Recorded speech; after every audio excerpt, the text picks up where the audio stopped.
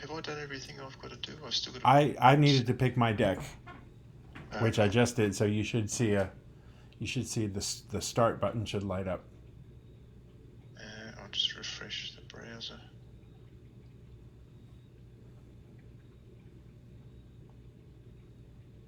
Something funny going on. Oh, now it's got me set for start. Oh, okay, yeah. It may be because one of us dropped out and jumped back in. So if I go So join, rejoin. There we go. And we can choose decks. waiting plus deck selection, okay. But when I go choose deck, they don't come up. Oh, then let's. Oh, now they do. Now they do. Okay. All right. Okay, so I'm going to start now.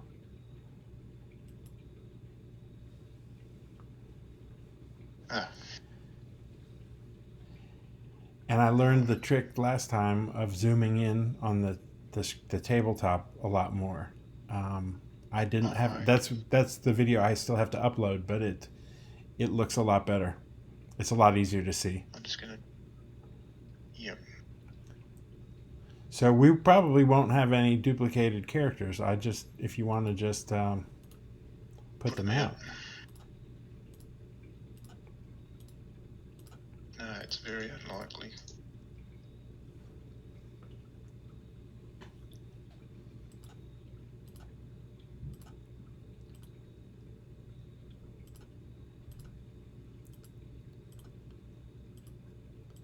So who you've got? You've got Ibrahil, Faramir, Eridar, Bergil, and Halibrad. He dies a lot. He's the Haven squatter. He's a 0-5. Dwarven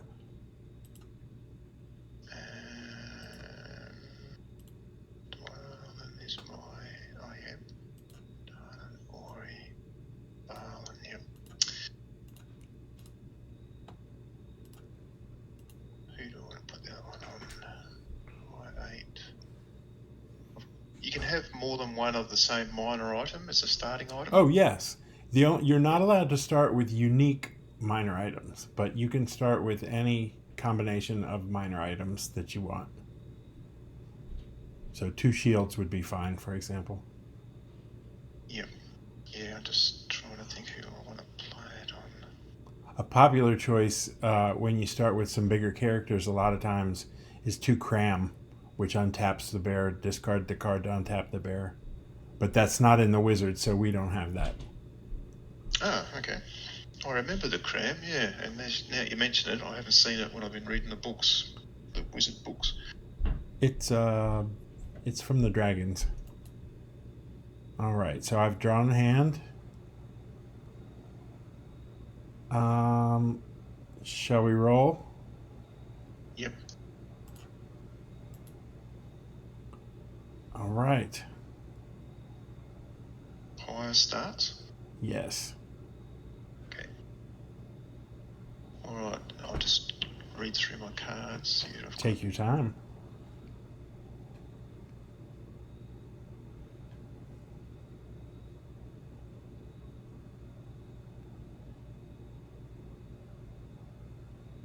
Yeah, I'm pretty happy with these starting cards. Okay, now, first of all, I'll play Reveal Gandalf. Oh, nice draw. That's awesome. That's always good on the first turn.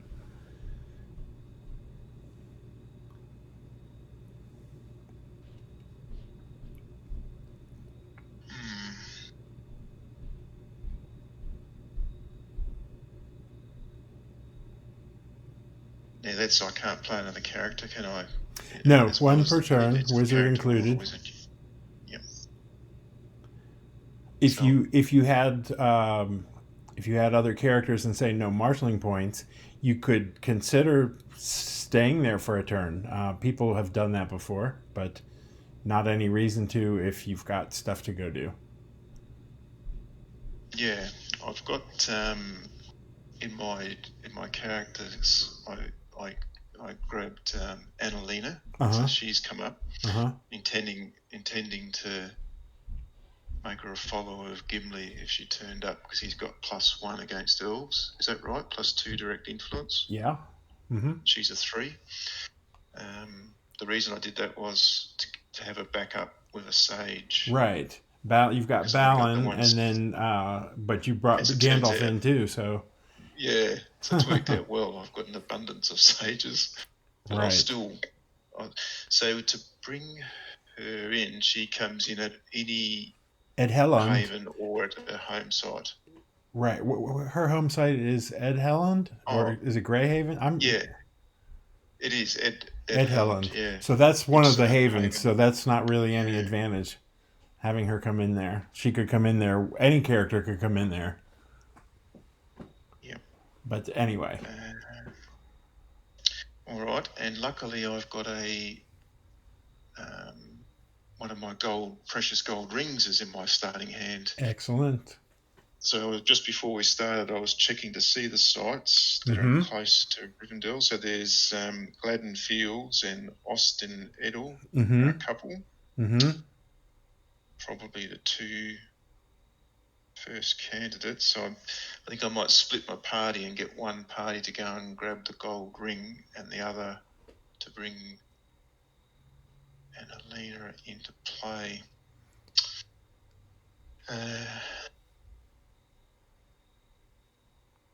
Also, these 2, I want to free up some GI. So these 2 1-character dwarves, I was going to bring them straight in as followers.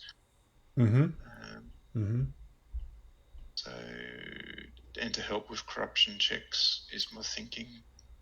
Yeah, once you get to a certain hazard limit, it sort of, there's a diminishing return. You can't hit you. Nobody's going to have 6 hazards to play on you. Rarely. No. You've got a company of 6 characters right now, but the dwarves are always nice. They're extra little backups that don't take much mind, and like you said, they can support corruption checks.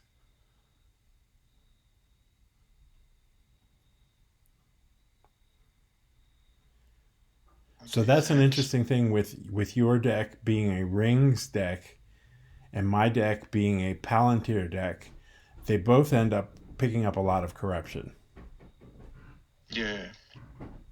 So I didn't go for any sort of corruption in my hazards, because I thought, well, it's going to be getting any sort of long events or anything like that. It's going to affect me as well. Right. So I decided not to. You're not going to get a lot of corruption. We'll see what happens. All right. So I don't have a lot of corruption. I have a little bit, and it's funny because I have 2 cards in my hand right now. But early in the game, that's not such a great thing when you like to have those later and hit them when they've got some items. Yep. All right. So the gold ring. Can I move your games in there? Yeah. So I might reorganise. I'll put my sights out. I'm going to reorganise these slightly. Let me think how to do this.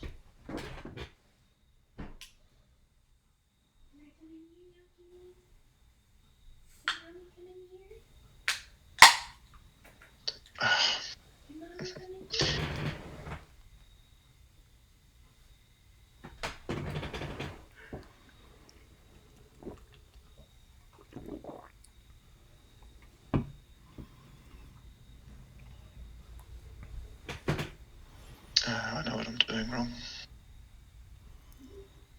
Just bear with me, I'm working out how to do my sights. Yeah, no problem. Split the party. So I'll grab a couple of Rivendells.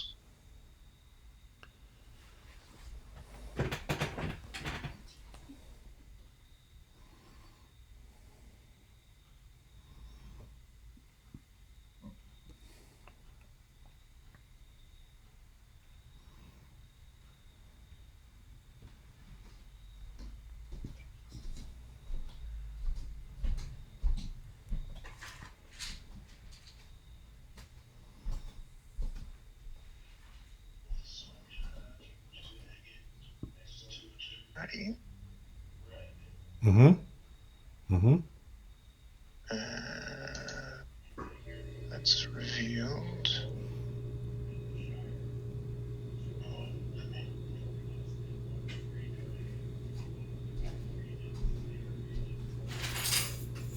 Now I'll choose my new sites.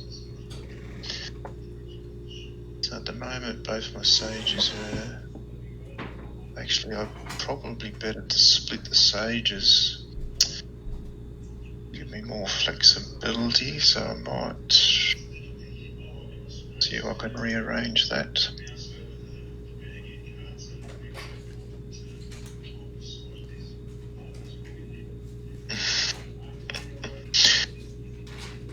Not what you meant to do. What I was going to say, I was just a second too late to say that you use the swap character command, swap that would have C, been easier. and you click them, and the two characters plus all their items move, replacing each other. Yeah. So here, do thanks this. for reminding me. Do this. Move the. Well, put someone back in that column. Put someone back in that locale 12. There you go. So I've got them organised now. I want to split Gandalf and Gimli separate. That's fine. You can do that just exactly the way you've got it is fine. You don't have to have a spacer between them. We know how it works. Yeah, okay. Well, I'll put that back in the location deck. All right. Yep. So I've got Balin as a sage in one company and Gandalf as a sage in the other. So now one group's going to go to Austin Edel to play the gold ring. So, that'll be the first group, and the other guys are going to go. Well, I suppose they could stay where they are, couldn't they? Just to pick up. And you could bring Annalena in. You could bring Annalena in next turn. Yeah. Okay. Or you could move them to Lorien, which is closer to more ring sites. Yeah. But that's up to you. But then they're not together with the other group. They're on opposite sides of the mountains. Yep.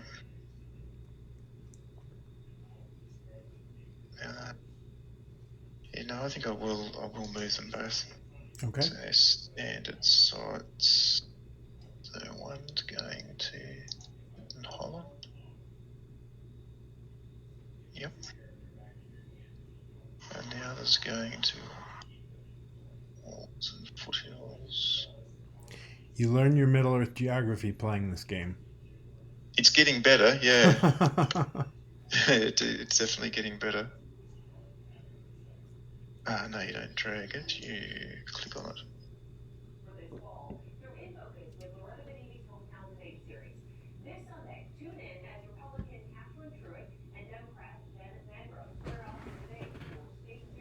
Right, so just check again. I've got that, some hazards.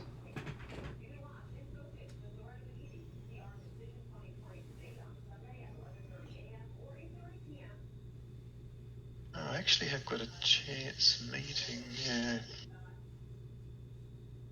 Right, so I think that's everything.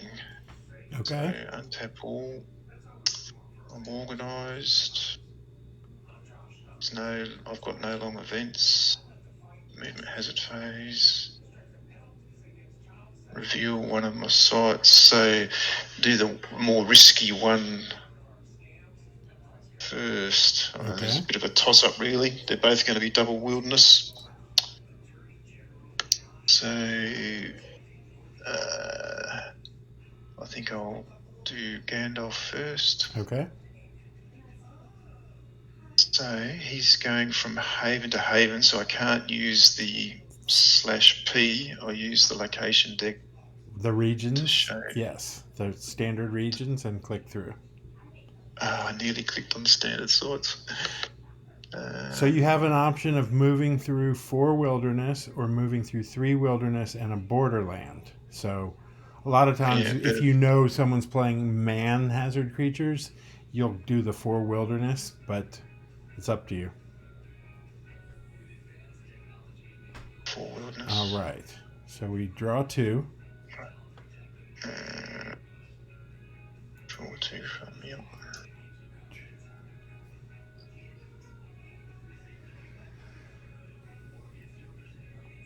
And it's a 2. Yes, 2 hazard limit. It's the only thing with the way I'm just thinking now on reflection, I've got 4 and 2, whereas I could have had 3 and 3. But anyway, Switch them over if you want. Move someone over. It's no problem. No. No, I'll do it right. So Cave Drakes, attacker chooses. Yep. So it's the 2, Gandalf and Gimli. Yep. So they're moving to Haven, so there's no... So I just got to decide whether I think I can knock them off. So it's a 10. So he will be 6 tapped and 5 tapped. So a fairly good chance of getting these guys, getting that Cave Drake. And I have got the option of the risky blow to even improve my chances. So I might tap face attacks and locale 12, and I'll tap him. All right. So he'll be a 6 versus 10. Sure.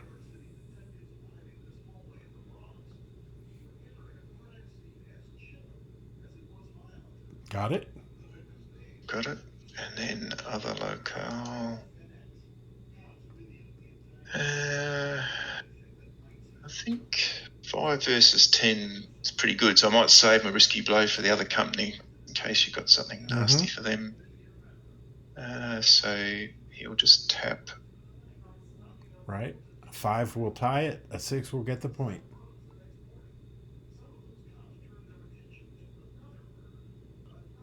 Ooh. Bugger. So he's got. Oh, so he failed. So he's going to do. So he's wounded. Got to do a body check. So I'll get a body check at 8. Oh, I got him. Oh, you got to roll. Oh, so he's discarded. He's eliminated.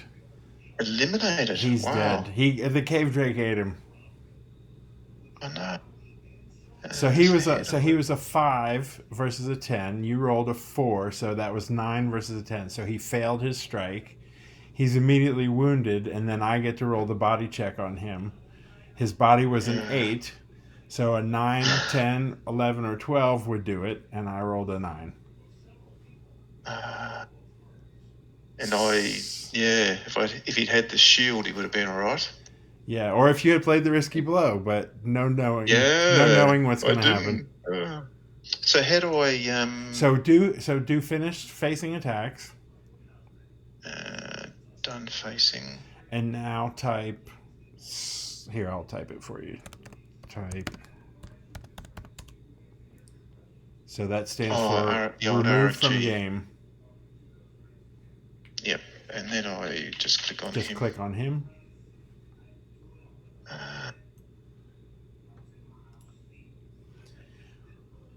Right. I'm going to play one more hazard. It's not going to do anything to him, but it does let me get my hand back to 8.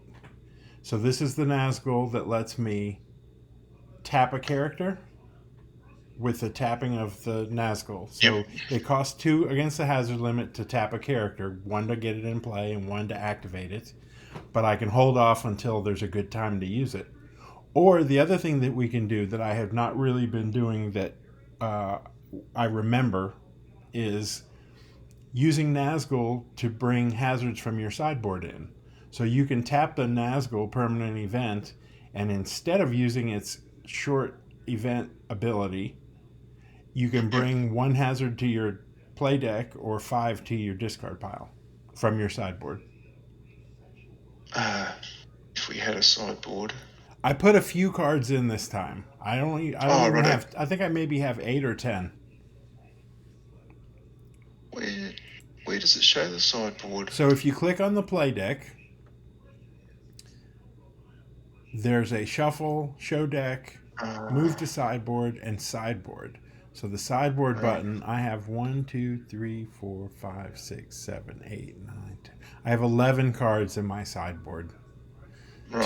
Two hazards and 9 resources that I want to get to at some point, that I might get to later in the game. Yep.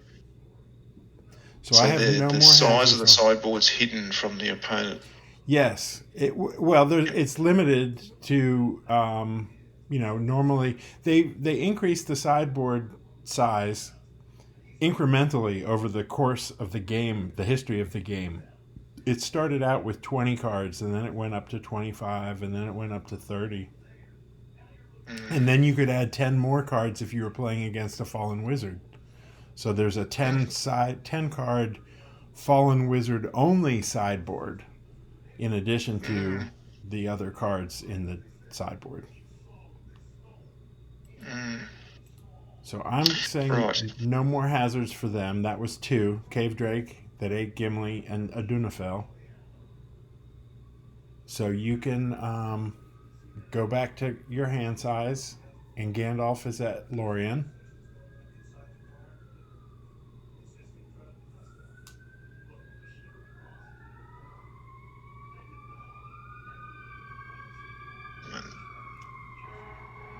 Got some action going on out here. Yeah. The back door is open. That's why you can hear it. So, right. So now I reveal the other party. Correct. We know they're going to Austin. So this one I can do the... You can do the path /P. Yep, because there's only one haven involved. Right. You're moving from the nearest haven. And we can each draw 1. And I can play 4 against these guys, but I don't have 4 to play. So here's my other Nazgul. I've got 2. I think I have a third one in here. Maybe just 2. But I drew them both early, so they're out on the table for you to get rid of one way or another. And I'm going to put Allure of the Senses on Dwalin, because he already has a -1 to his roll, so it's almost like he's got 3 corruption points. Yep. And that's all I have, so no more hazards. I'll draw back up to 8. And you may do your sight phase.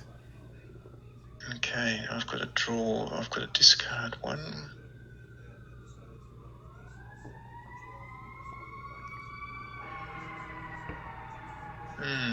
Tricky.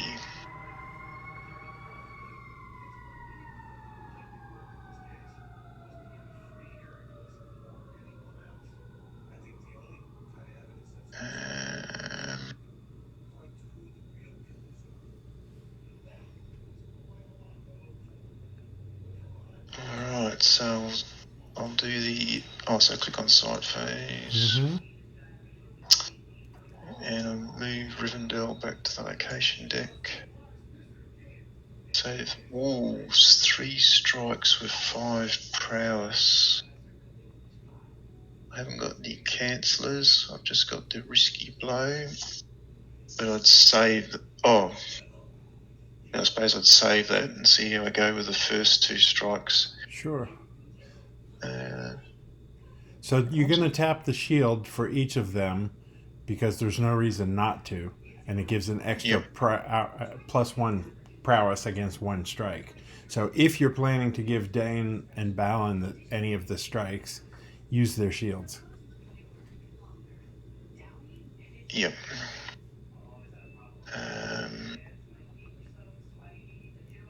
So 4 plus... So Balin will be 4 plus 1 is 5 versus 5, so he'd be an automatic, won't he? Sure, if he's tapping. Dane and Balin. Yep, assuming they're tapping. And... Yeah, okay.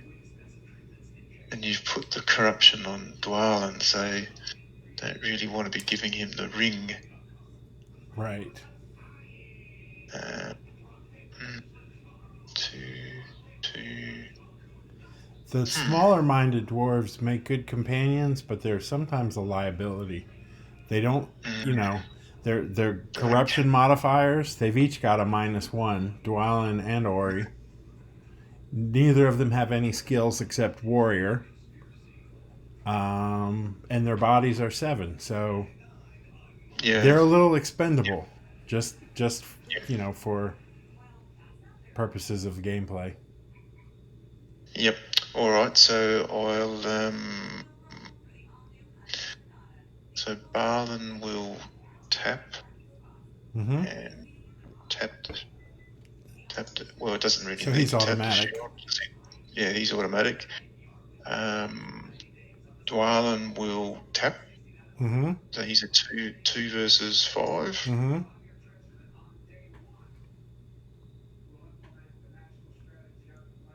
Good. Only just. Yep. I didn't click on tap. That's it. And Ori will tap. So he's a 2. So another 3 needs and a 3. I might use my risky blow. Oh, hold off. He only needs a. Well, okay. That's automatic. Oh. He's automatic with that. He's a 2. Yeah. All he really needed to roll was a 3. Yeah. Snake Eyes would be the only way that he would be wounded. Yeah. No, I'll play it. Okay. No problem. So it's automatic. So they're Dane in. Can get a ring. Discard. So I tap Dane and tap the site. You're off to a good start. I better start doing my numbers. So 7 and 5 is 12. So I've got 8 free GI. Oh, let me do the same while you're doing that. I'm going to move some people around.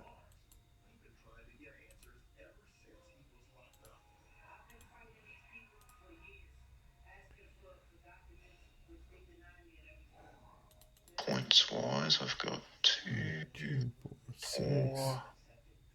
4 character points. All right. And the ring is worth 1 item point.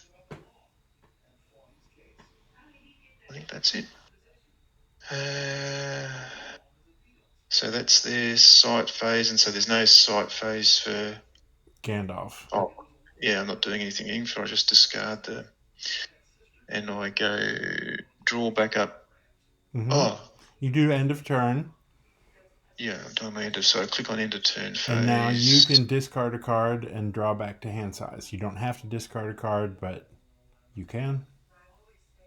And then I acknowledge that I've done that. All right. I'm going to discard 1 and draw 1. And I have nothing else. All right. Unfortunately, I did not draw my wizard. But I think I might...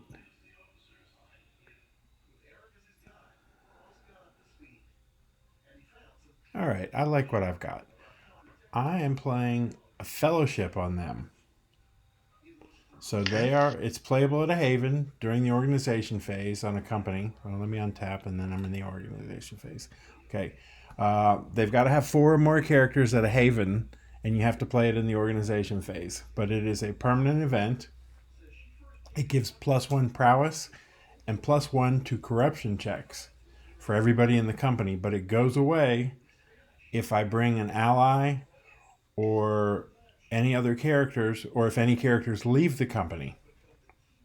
Okay. So it basically sets me to that company size right there to get the benefit of the fellowship. And another thing is, it is not only is it not unique, it also does not say cannot be duplicated, which means you could put 3 of these on a company and they would have +3 prowess and +3 corruption. So a useful card, but it does limit what you can do once you get it on there. You Yeah. want to have the right company to get it together. Yep. It would have Okay. been great if I had drawn my wizard, but I'll go ahead and chance it. Play the fellowship now, just to be protected. And Yep. we're gonna go.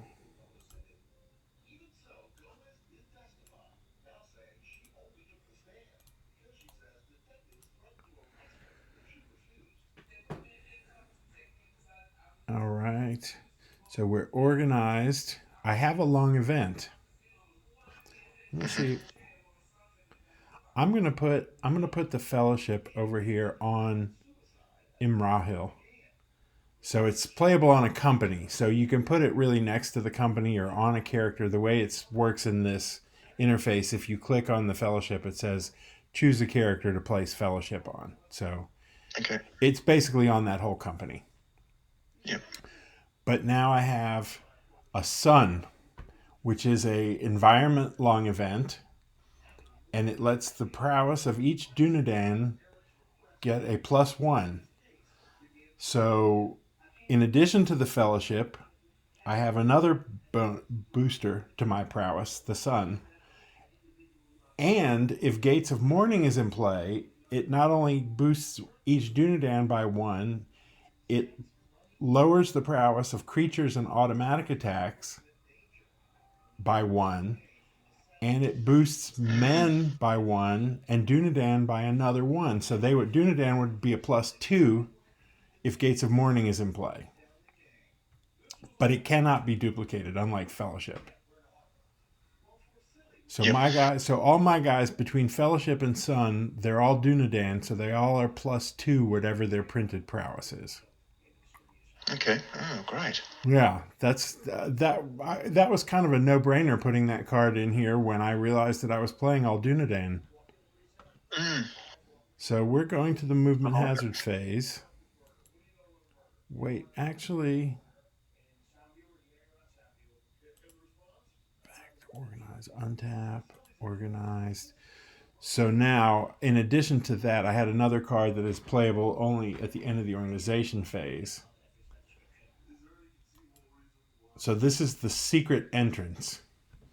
Playable at the end of the organization phase, may not be played on a company moving to a site in a dark domain. Tap a sage in the company and no hazard creatures keyed to the site may be played on the company. So Halbarad is my sage. So I tap him, and that will keep you from keying creatures to the site. You can still key them to the path, the region path. yep. And I'll leave that out on the table just as a Mm. reminder. Yep. And we'll go to the movement hazard phase now.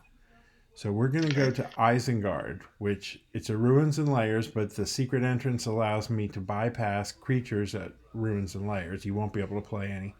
But you can play keyed to my regions, which is going to be 1, 2, 3 wilderness and a border land. And we Okay. can each draw 2.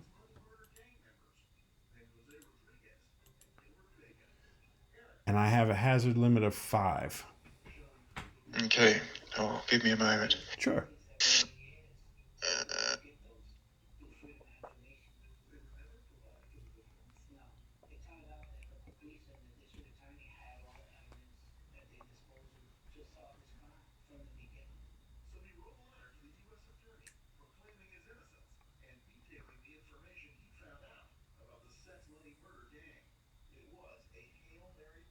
Okay.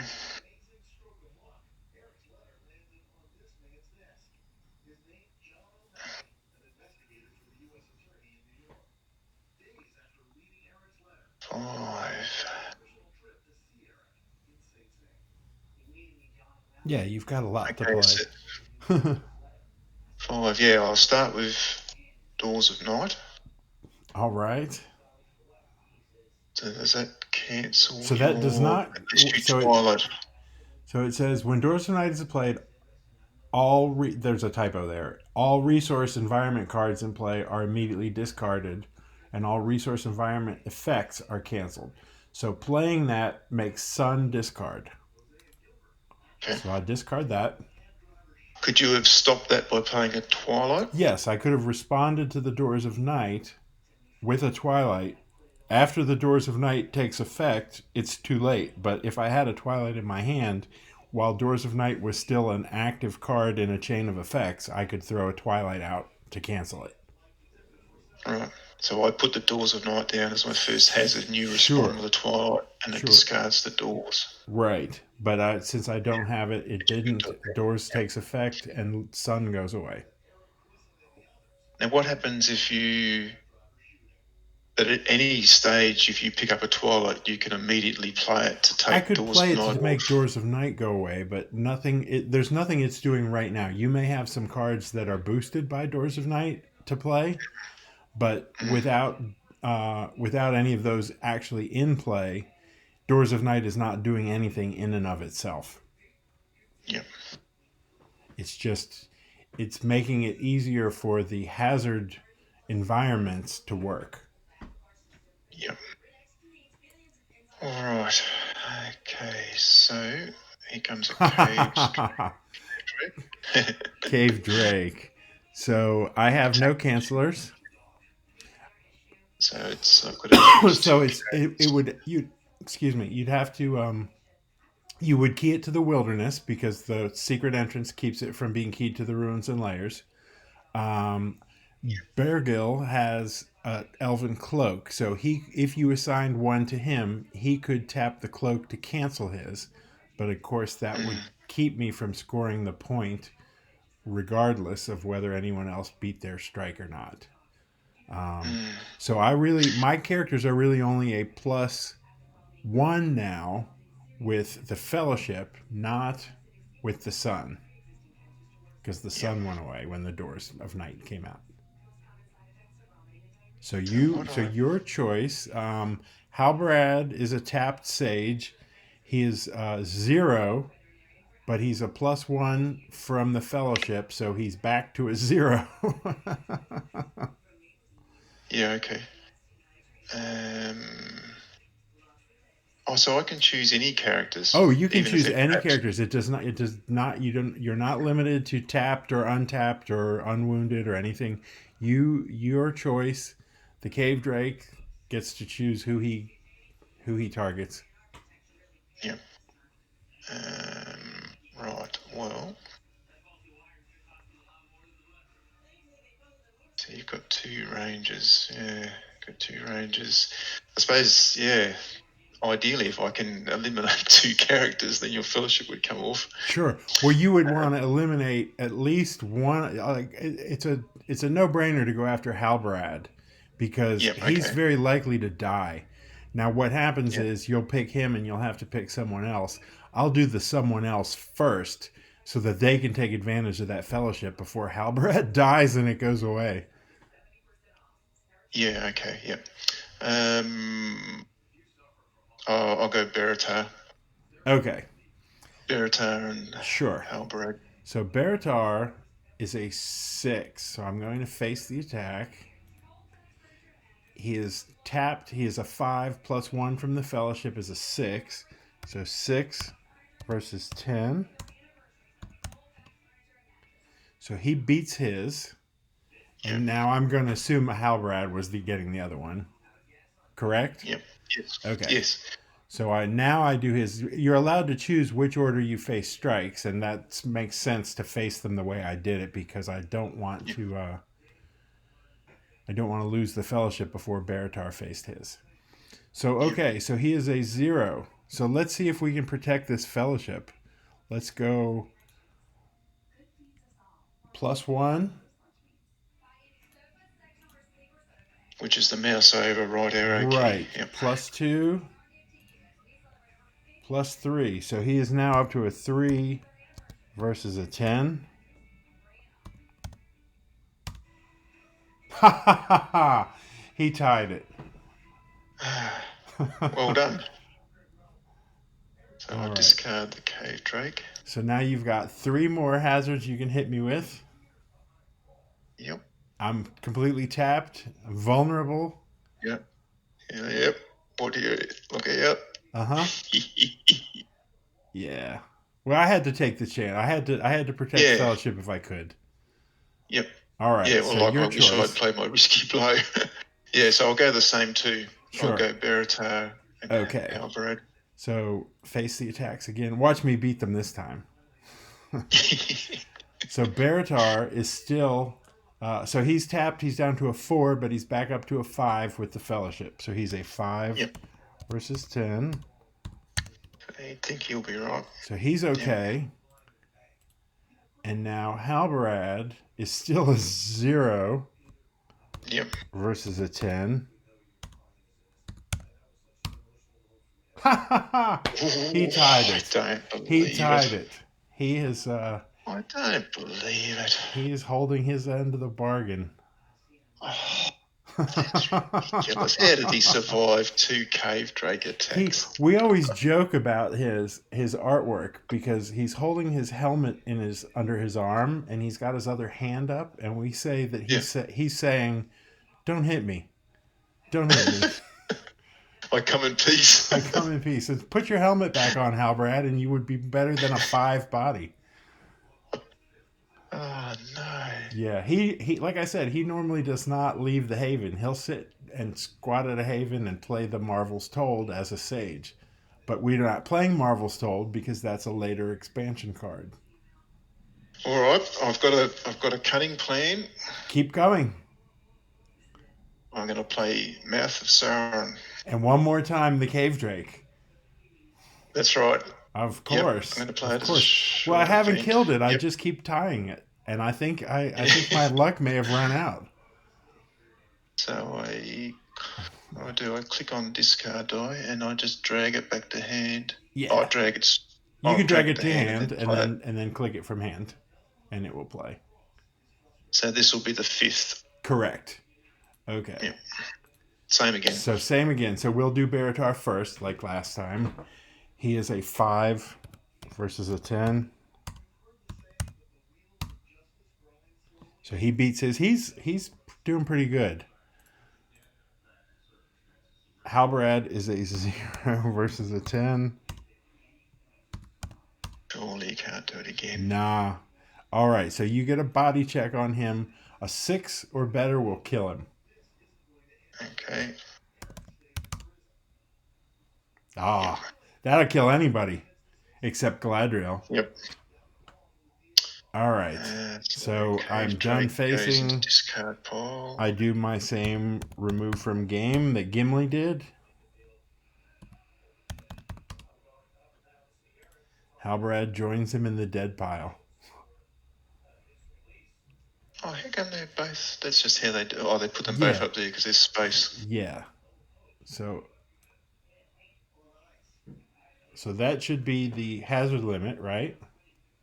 Yep. So no more hazards. And I draw back up to 8. Sure. I'll draw back up to 8 as well. And I'm going to skip the sight phase. I don't have anything I'm going to do. Everyone's tapped. I wasted that. I discard the Fellowship. Sorry, I forgot about that. And go to end of turn phase. And I will discard 1 and draw and acknowledge the end of turn discard. So you could do the same. Yeah, I'm just thinking. I've got Annalena, 2 dwarves and an ally, so it's just too much. I think I'm not going to have enough card flow, so I think I'll discard one of my low mine dwarves. Sure. They've just come a bit early. Yeah, you get to a point where if you get too many characters, you're just going to spend the whole game playing them. Yeah. Especially if they're not worth points. Now, like if you had Gandalf sitting at a Haven like he is, and you had a really high-minded character in your hand, and another character that you also wanted in play, I'd probably hold on to both because Gandalf can bring in a high-mind character worth points. You know, just bringing a 3-point character in or a 2-point character in is great. Oh, right, yep. But they're not worth any points, yeah. So I drew back up. All right. So done. And I'll go pass the turn to you. Alright. And that turn. Untap all. Alright.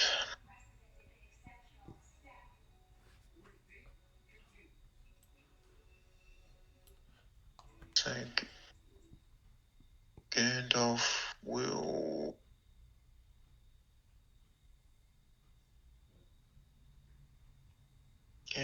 bring in Annalena. Sure. So she's worth a character point, so that's good. Oh yes, I'll update that now. Doesn't change my free GI. Remember, Dwalin has a corruption card on him. Oh yes, thanks for that. That's a 6. Got to make better than 6. And is there anything else I can do as an alternate to... Yep, okay, alright, well I'll tap... Mm-hmm.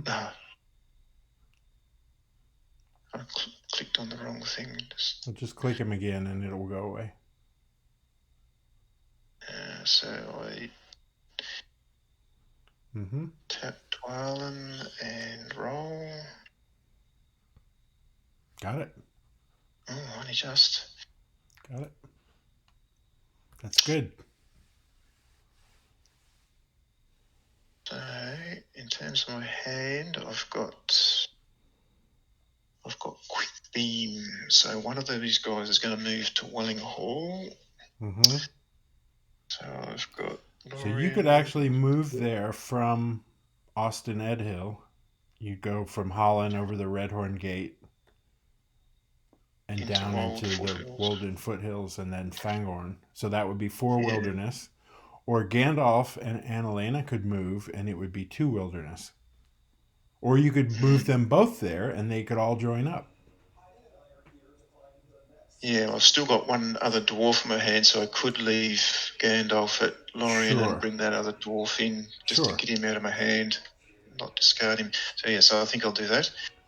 And as far as the ring testing cards, normally those can be played at any time. There's not you don't have to wait to the sight phase or the end of turn or anything.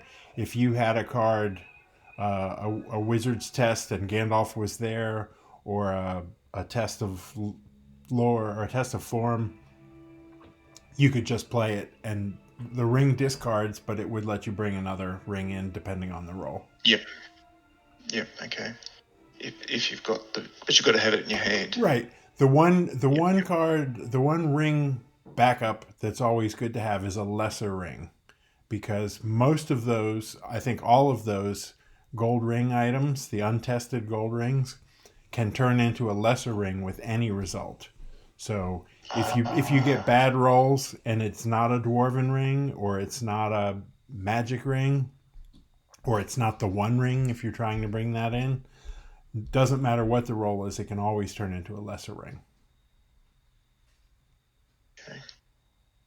But it would mean that you have to have a lesser ring in your hand. Yes, exactly. Mm-hmm. So one in hall. 1, 2. Just check what resources I've got. Yep. All right, so I'm organised. I've got no long events to play, so I go into movement hazard phase. Mm-hmm. And I reveal. Oh, yeah. No, I'll do that. I'll do this guy first. Yep. Okay. So they're going to Welling Hall, so I need to do this to the path. So I go into regions, not sites. So he's starting in Holland and Redhorn Gate. And through the Redhorn Gate, Wilds, Foothills, and Fanghorn. There you go. And it's a 4 region move, all wilderness. We each draw 1. Actually, I'm almost thinking, it's too late now, but I probably should have gone the other way because I haven't got any enhancers. You should have gone what other way? Should have let. I should have moved Gandalf first and try and pick up something to help. We'll do that. We can do that. No. I don't like to go back. All right. I've got to learn my lessons the hard way. I do that sometimes. I feel the same way sometimes, but I don't mind if you want to back up. All right. So I draw. So I'm going to draw one. There's that nasty cave drake that kept plaguing me. He's come to attack you this time. Yep. And I think I'd like to go after your two tough guys. Because I would rather one of the backups, Ori or Dwalin. Dwalin's tap, but I wouldn't give an ally to Ori just because he's too easily killed. So I'm gonna try to tap your stars. But they do have shields. Hazard limit is 4, and that's the first of 4. Yep. So he's 4 and he's a 5, but he'd be 3 untapped with the shield. Yeah. Gosh.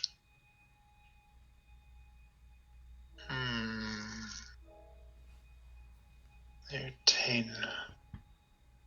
Yeah, I feel as if they've both got a tap. Yep. So, yep. So 5 versus 10. Do I save the strike? Do I save the shield or use it straight away? Well, I don't want Balin being 4 versus 10, so first of all, so face attacks, and I'll do locale 11 first, and I go next character. So I tap him and tap the shield. So he's a 5 versus 10. Yep.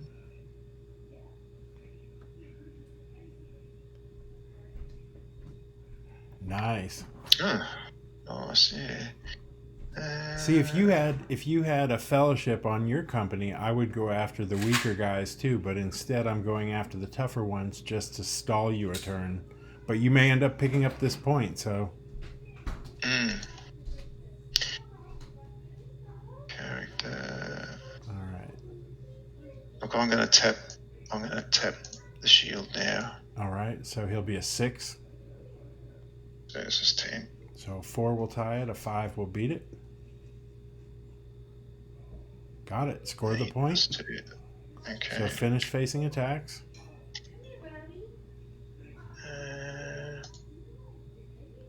And tally it in your kill point. Oh yeah. So 3 more. I suppose there'll be more cave drakes coming. They seem to be around. I wish. I actually kind of bluffed you with that. I have no more hazards. Very good. But had one of those stayed untapped, one of your main 2 guys, I probably would have used Adunafel to tap that character just to make it go another turn at Wellinghall. But you've done well. You scored a kill point, which if you get slowed down but you're getting kill points, that's a fair trade. Especially when you're not getting wounded. So why didn't you use Adunafel to tap Ori? Well, you could still get your ally with Ori, but I don't want... if you do, my next cave drake is going to target Ori, and he's going to die, and his ally is going to go away. But I'll... You can get an ally. Yes, you can. You could put your ally on Ori, but I'm okay with that. When can I move it to another character? You can't. Allies stay with the character who brings them in. Yes. Right. Sorry about that. I wouldn't do that. Yeah. So I'll have to waste a turn. It's up to you. I would not play it on Ori. No. Especially not with his -1 corruption modifier. The fact that I have Ren the Unclean out on the table, and you've seen at least 1 corruption card. Yeah. But that's a choice. You know, you could do that if you want to get him and try to keep him protected, rather than No. stall a turn there. No. All right. So So we move over guy to that's the other staying still. guys, and again I have no hazards in hand, so no more. Okay. Okay. So I go So you side can drag phase. Austin Edhill to your discard pile. And I'm not. Yeah, I haven't got anything else. No, I'm not doing anything. Okay. So I go into the end of turn. All right. And I can discard if I want to, but I will actually. I'll discard that one. And then acknowledge. All right. I think I'm going to discard. I've got creatures that probably aren't going to be hitting you where you're going, so I'm getting rid of those. Okay.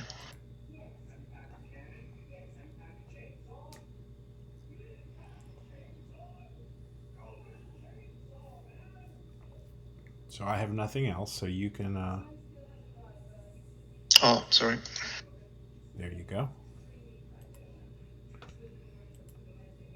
So my fellowshipless company is at Isengard. I have 4 free GI. I think I'm going to go ahead and do this. I think I've got another character I'm going to bring in at his home site, since my wizard is not in play.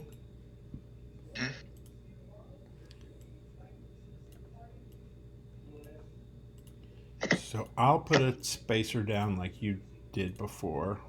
Try to, yeah. And I'll put that down and put that down. So this is Bergil's dad, Baragond. Okay.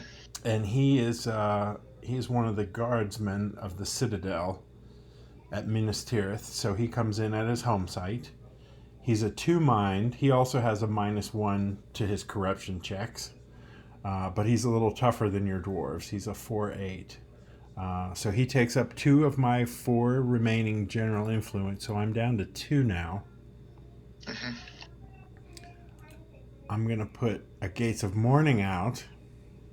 So unless you have a Twilight, you could cancel that. Otherwise, the Doors of Night. I have got a All Twilight. right. So I discard the Gates and you discard the Twilight, and the Doors of Night stays out. Okay. And it was worth a try. Yep. And I think we're going to keep both companies, my company of 4 and my company of 1, at their sites. So I'm not laying down any new destination sites for either company. I'll say Okay. I'm organized, and we'll do the movement hazard phase. And let's do Isengard first. So it is a Ruins and Layers. I don't have another secret entrance, so you can key things to Ruins and Layers, even though they're not moving. They're at the Ruins and Layers. Okay. Hazard limit of 4, and neither one of us draw since they're not moving. Right. And there's a wolf auto attack there. 3 strikes with 7 prowess. And playable items are minor, major, and gold ring. So that would be another gold ring site you could go to if you wanted. Yep. All right, let me think. I've got a bit of a cunning plan, I think. I don't want to hear that.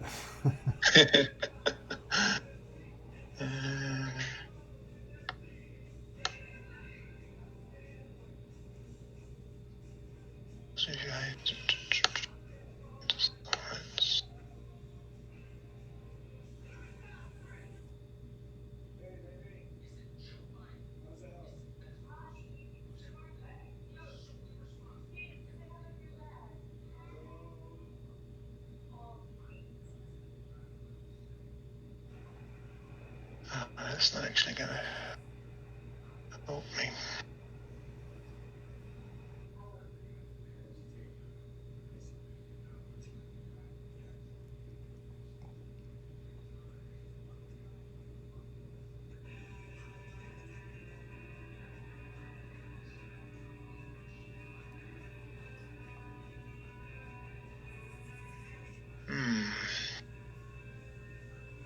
Okay.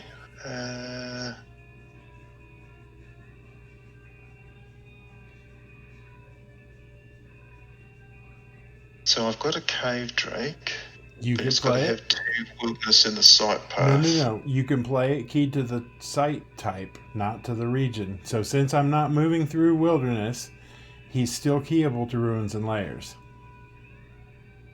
Okay. So why does it say on the card 2 wilderness and sight path are required? Well, It's just a duplication of the... it's not very clear that it's the only way to play keyed to the regions is by 2 wilderness, but the ruins and layers is independent of that.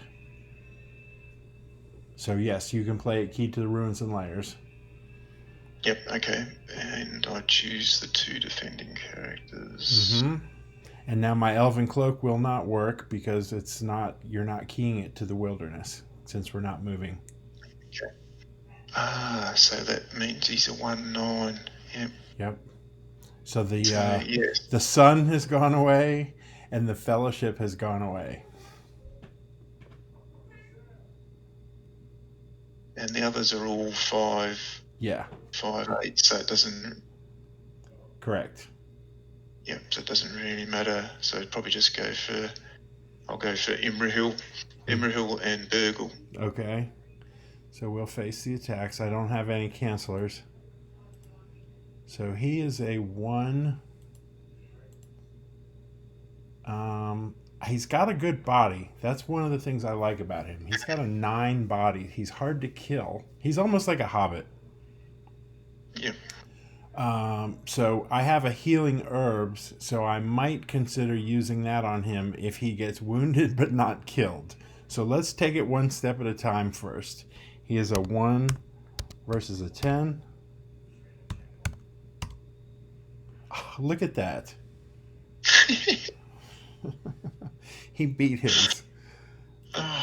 Good for him.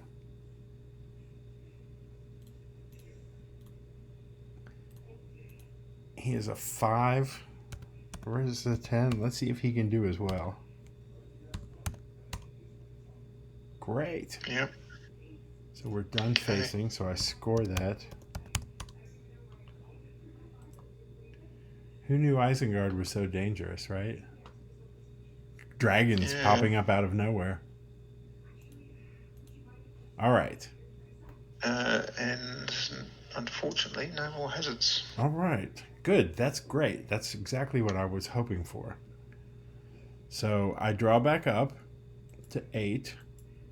You do the same. Now click Next Company. And then we can do Minas Tirith and Bergil. So he also not moving. You could key to the site type only. It's a freehold, which is where the assassins like to attack. You have a hazard limit of 2. Got no hazards. Okay. So I go to the site phase. We are going to enter Isengard. So it's 3 with 7. So I pick my 2 untapped characters, and then you get to pick the other, which would obviously be Bergil, because Imrahil tapped is a 4. The only thing that would hurt him would be a 2 on the roll. Yep. Bergil, on the other hand, is a 0 now that he's tapped, and he needs a 7 to face the wolves with his roll. Yep. So let's do this first. Let's do Baratar. He is a 5. Not tapping. He's a 2 versus a 7. So he will roll. Got it.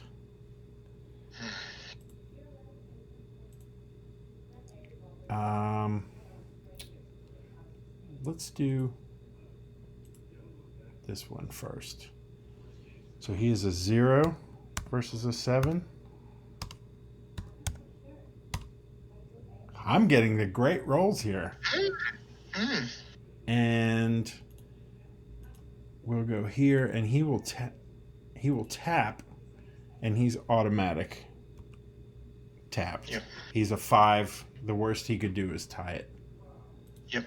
So Baratar will tap, and he will play Saruman's Seeing Stone, the Palantir of Orthanc.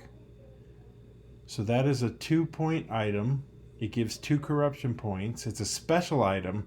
It wouldn't normally be playable at the site as printed on the site card, but because it says on the Palantir card, playable at Isengard. And the effect of this card is it lets me choose a card from my discard pile and shuffle it into my deck. But I have to have somebody who can use a Palantir. There's a couple of ways to do that. You could either have Saruman, who can tap to use a Palantir. That's his special ability. Or you can align the Palantir with a card that a Sage has to be there. You killed my Sage, so I'm a little stuck right now. But for now, it's a 2-point item that gives 2 corruption points. It taps my site, and I'll go to end of turn phase. I'll discard 1 and draw 2.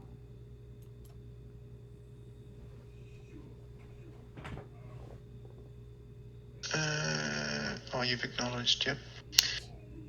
So that's an easy discard. Give myself 2 item points.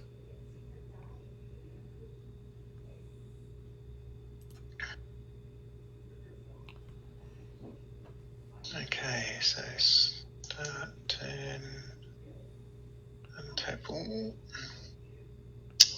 Had a nice little rest. They're ready to do something. Yeah, so they'll stay there and have another go at getting Right. quick beam. So you've probably got another dwarf in your hand to come in with Gandalf. Yeah, he's going to come in. So he may as well just be a follower of Gandalf.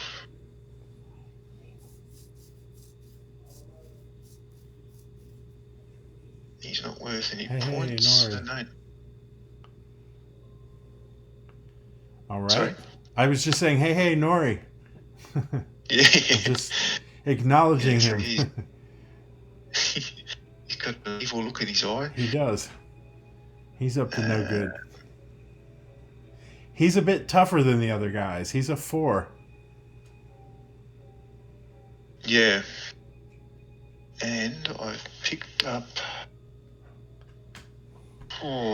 this is the thing. I've picked up Durin's axe, but really it's the other company that I want to be grabbing that. I suppose I could get it and then get them to meet up and swap it over, because I want a dwarf to hold it, right, ideally, and not one with a low. And he's got a corruption. Nori has another corruption modifier, like the other 2 low-minded dwarves. So I really want to put it on Balin or Dane that haven't got the corruption modifier. But I want them to be doing something, so it's a major item, and I'm at Lorien, so let's just see where I'm going to go. Major items, which is the... I'm just looking at my map. Oh, of course. Take your time. Don't feel rushed. I'm going to grab something out of the kitchen. I'll be right back.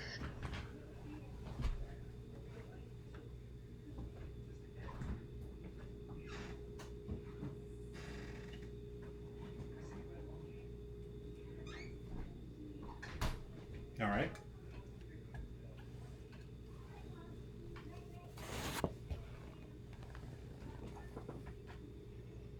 Okay, so...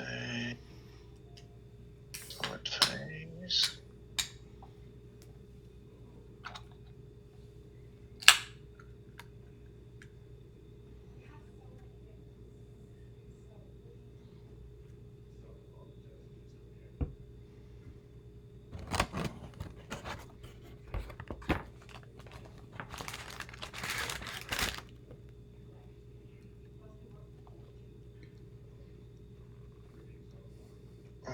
Alright, so go into the long event phase. Got no resource long events to play.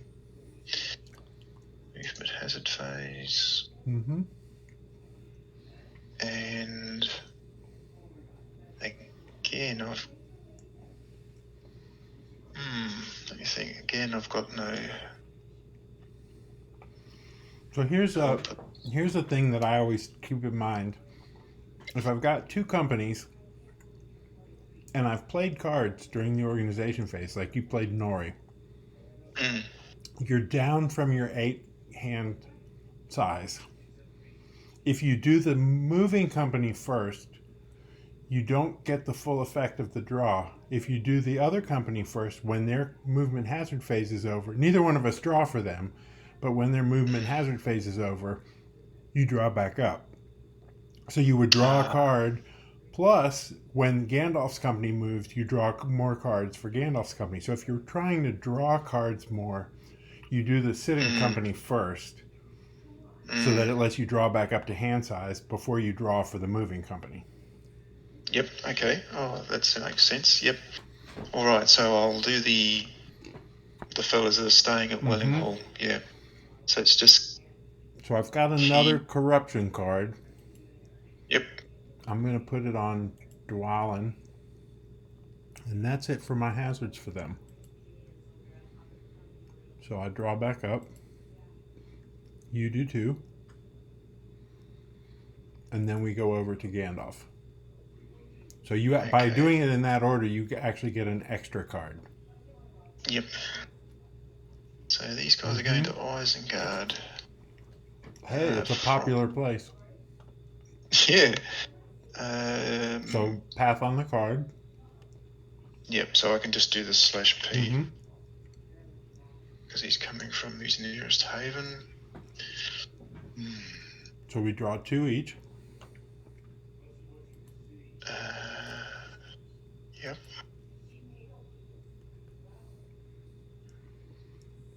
And I have a hazard limit of 3. So I'm going to play a minion stir. So that says that the number of strikes and prowess of each orc and troll attack is increased by 1. And it's a long event, so it will stay in play for your turn and my turn, and then it'll go away before your next movement. It boosts orcs by 2 with Doors of Night in play, but I'm not playing orcs. I have trolls. Right. So my troll is not... I can't play him. All right, that's at least I got the minion strat out of my hand. It's not doing anything. But I will play. This would be a card to play on guard. We haven't been playing on guard, so I'm not going to do it. But No. But I'll play it out to the table, and you'll see how it would be different if it were on guard. So if I played it on guard, this card, the number of strikes for each automatic attack at a Ruins and Layers site is doubled. So it's a long event, so it works on all Ruins and Layers for your turn and my turn. So what's normally at Isengard, 3 strikes at 7 is going to be 6 strikes at 7. So if I had played that face down on the site, you wouldn't know if it was a bluff or if it was something that was going to modify the automatic attack there, or was maybe another creature keyed to the site. And you have to sort of decide, it makes you commit to doing something, to entering the site, before you know exactly how bad of a situation you're going to have to face. Okay. So on-guard cards are always good for bluffing. Yeah. Yep. So that will affect the site this turn. Yep. And I have no more hazards.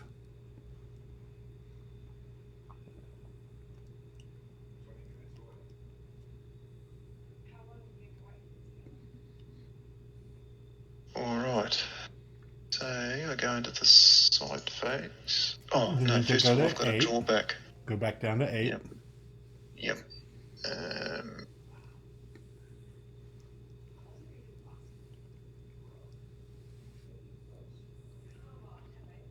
2, 3, 4, 5, 6, 7, 8. Yep.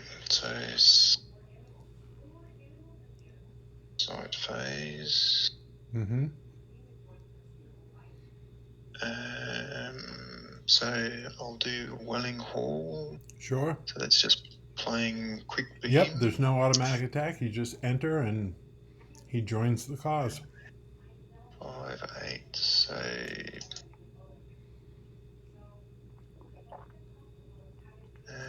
So he scores up as 2. Yeah. So Dane taps to play him. Oh, And the site taps. how did I forget that? And then you can jump on over and decide if you want to go after the axe with the extra strikes on the site. So 3 at 7 means each of the characters faces 1. 6 at 7 means I get to assign 3 modifiers however I want. I can split them up. I can put them all on one character. It's my choice, and I don't have to tell you until you choose characters to face their strike, and then I say he or she is getting 1 modifier, or is getting 2 modifiers, or getting 3 modifiers. But I only have 3 to give out in total. So again, not telling you to enter, but you have the choice to enter or not. Yep. Yes. Poor Annalena. She's only a 3. So if you decided to give them to her and I tapped, it'd be 3 versus 10. But she's got a body of 8. Mm-hmm. I'm going to enter. All right. So each of them faces a strike. Yep. So I think attack. that I will put the extra ones on. Do you even have to tell me yet, or do you just wait No. to see? I'm just going to say. I'll just go ahead and say because it doesn't matter. I'm going to put them all on Nori. He has a 7 body, so he might be easier to kill. Right. So Nori will be facing a 10. So yeah, you can do the math half one way or half the other way. He basically, his prowess gets 3 minus 1s to it with the 3 extra strikes. So he's down to a 1. If he taps, he's down to a 1 versus a 7. Yep.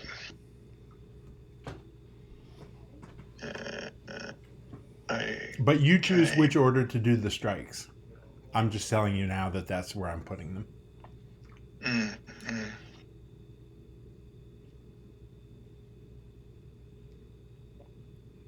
I'm going to do Salakali 12. Next character. I'm going to do Annalena first. So All right. Taps. So that's a 3 versus 7. Sure. So she'll need a 4. Good. It's good. I didn't click on tap.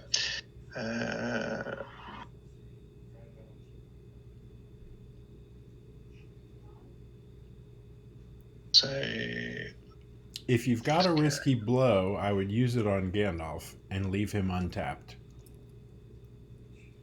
well, I have got a risky blow. So Gandalf is a 6. Not tapping, he's down to a 3. But risky blow takes him back up to a 6, and so he would be automatic. So you could keep him untapped, and he could play the axe. Well, it was because I was thinking of using the risky blow to help Nori out. Well, you could do that too. But then I'm taking a risk with Gandalf, aren't I? Because I want to leave him untapped, and he then has a chance. Your call. I take a chance. Yep, because Nori's not worth any points. He's in there to sort of take blows for the party, for the company. Yeah. All right. So thanks for that advice. Mm-hmm. Yep. So Nori will just tap. So he'll be a 1 versus a 7. So he needs a 6. Yep.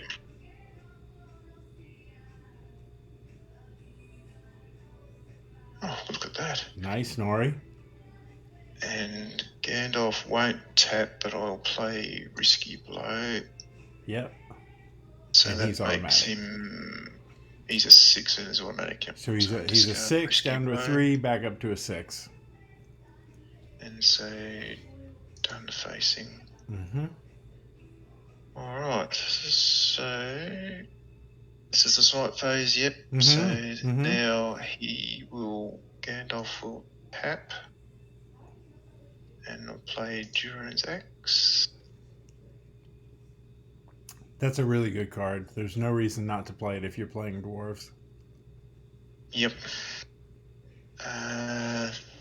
So it taps And the the site. site taps. Mm-hmm. Yep. And I score up Yeah.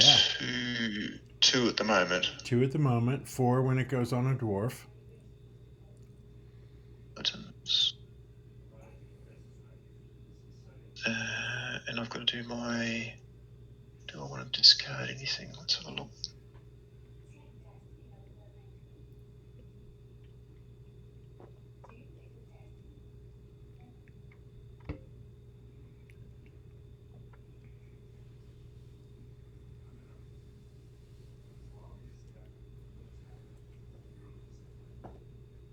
No.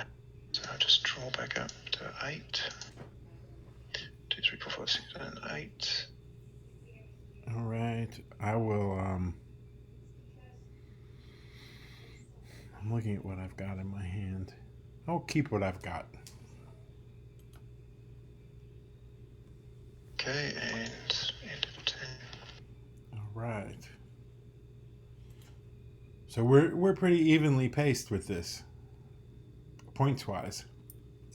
Yeah, I don't feel like my hazards are working well, but the strategy I chose, and I didn't think it necessarily would. It's a bit of an experiment. Well, you've got you broke up my fellowship, which is always Yeah, good. the cave drakes did well. Yeah. Uh-huh. Cave drakes are always good because they can perform well unenhanced. You don't have to have anything to boost their prowess. They work well the way they are. I've just suddenly thought, couldn't you have played? Could you have played a Dunafell to tap Gandalf? I could. Not. I would have needed to do that before you entered the site. I would have had to do it during the movement hazard phase. Yep.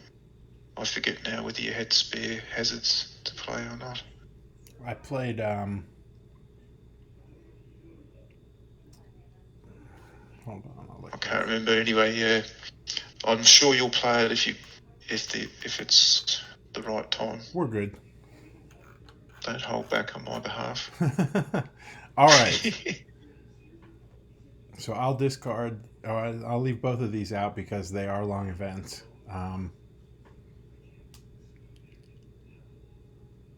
I've untapped. We're going to go. I really wish my wizard would come into play. I'm at his home site, but I haven't seen him yet. I'm about halfway through my deck. And still no wizard. So we'll go ahead and go.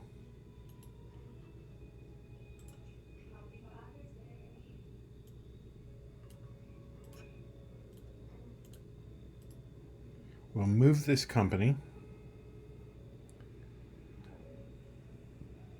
I'll play another Gates of Morning.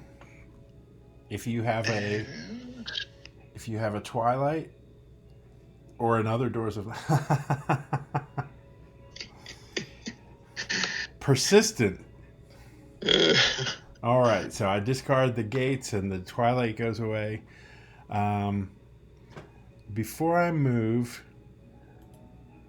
Baratar is going to tap, and he's going to use a Ford. Play at the end of the organization phase, tap a ranger to prevent opponent from playing hazard creatures keyed to wilderness. Okay.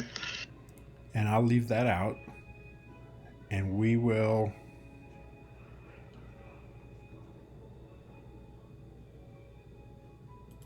say organized. So Baragond at Minas Tirith is not moving. All right. Let's do him first. So he has a hazard limit of 2 at a freehold, and neither of us draw since he's not moving. And actually, even if he moves, if he's by himself, I don't get to draw any cards because he only has a mind of 2, and characters have to have a mind of 3 or more. You have to have at least one character with a mind of 3 or more in a moving company to draw cards. I think I've read that, but I completely forgotten about it. Now, the reason, it's easy to remember, and the reason is because otherwise you could move 1 or 2 mind characters around just haphazardly to draw cards and with no regard for their safety, just because they're easily, they're just 1 or 2 minders. So you have to have a character that's worth at least 1 point, 1 marshalling point. The 3 mind characters have a marshalling point. Okay. Like Annalena. So he has a mind of 2. He's not moving. He's at the freehold, and you have a hazard limit of 2.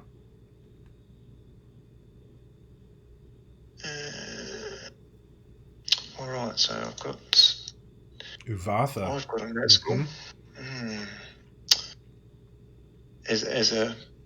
As a permanent event. Yeah. Right. So I'll be able to tap in and get that cave drake back.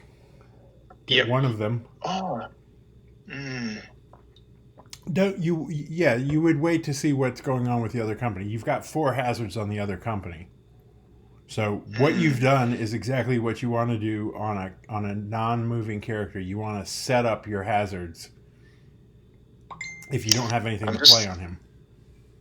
Yeah, I'm just thinking that because I haven't got any other hazards to play on Baragond, should I use that spare hazard to set it up now?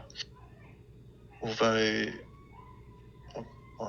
again, you don't know where my other company is moving, and they did play a forge, so you can't play creatures keyed to wilderness against them. But if I were moving to a ruins and lairs, say, the cave drake would be keyable. Oh, I didn't even enter the movement hazard phase. I should have done that. So we're still on Baragond. Go ahead and finish up with him if you've got another hazard, or if you want to tap Uvatha. Yeah. Or if you want to just stay. So if you tap Uvatha, you get to take any creature back to your hand, and that would be the second hazard against Baragond. And Uvatha would go to discard. Would discard, correct? Yes. Yep. When you tap it, it turns into a short event, and it discards after its effect. Okay, I'm gonna tap it. All right. And discard it. And I'll go into my discard pile. And just drag a creature to your hand.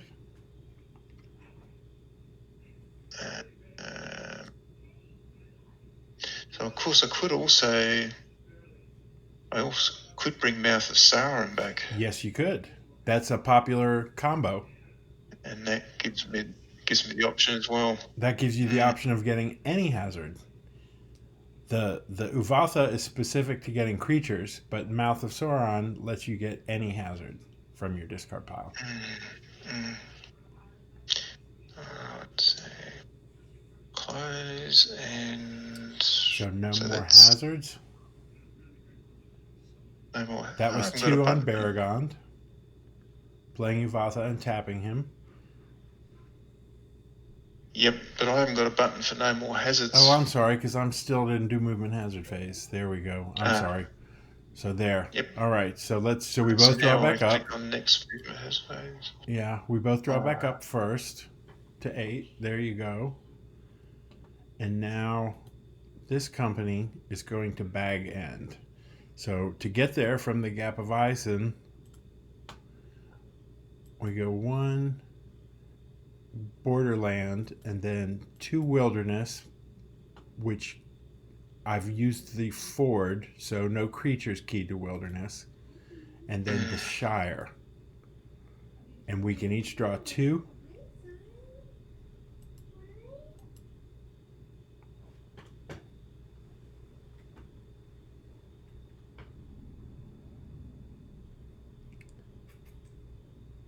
And you have hazard limit of 4.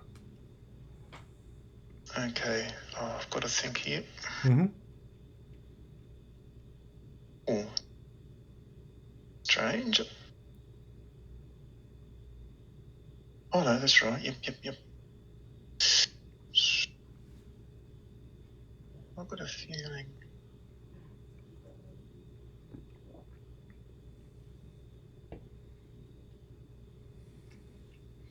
Talk about that later. I've got to read a couple of card texts, so I'll just be a second. Yeah, take your time.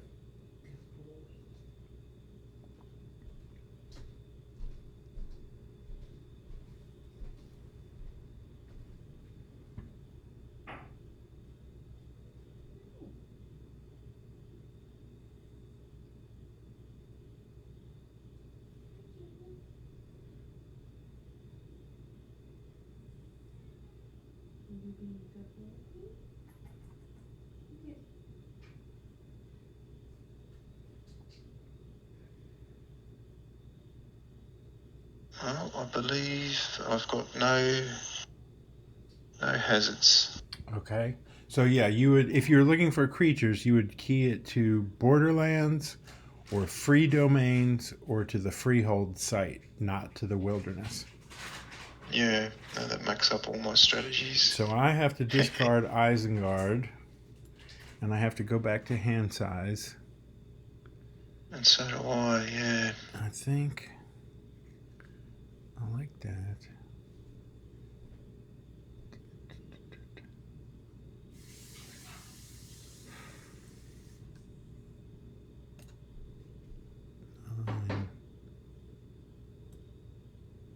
Okay, I'm back to 8. Me too. Okay, so I can go to the site phase. We enter Bag End, and Bergil gets a pony. So build the That's your pony. ally. It's playable at Bree or Bag End, and he's playable at the site even if it's tapped. So he's in there. I have a faction playable at Bree that I would have liked to have gotten first, and then I could have done them both at the same site. But since I didn't, he's coming in at Bag End, which is not really anything else for me to do there. So I get my one ally, marshalling point. Go to end of turn phase, draw, and acknowledge end of turn discard. Oh, and let me tap in.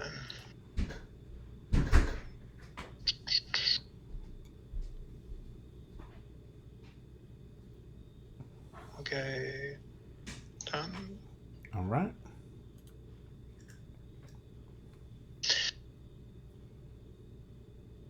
And tap on. Now.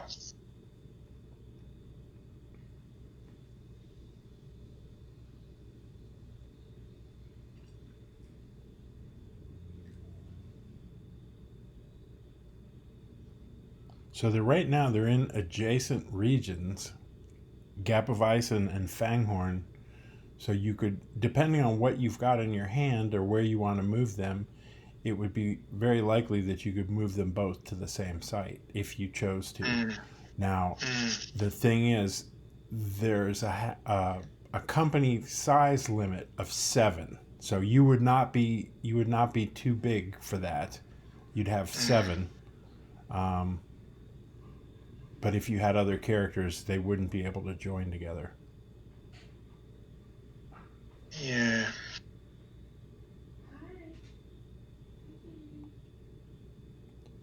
I've picked up a ring,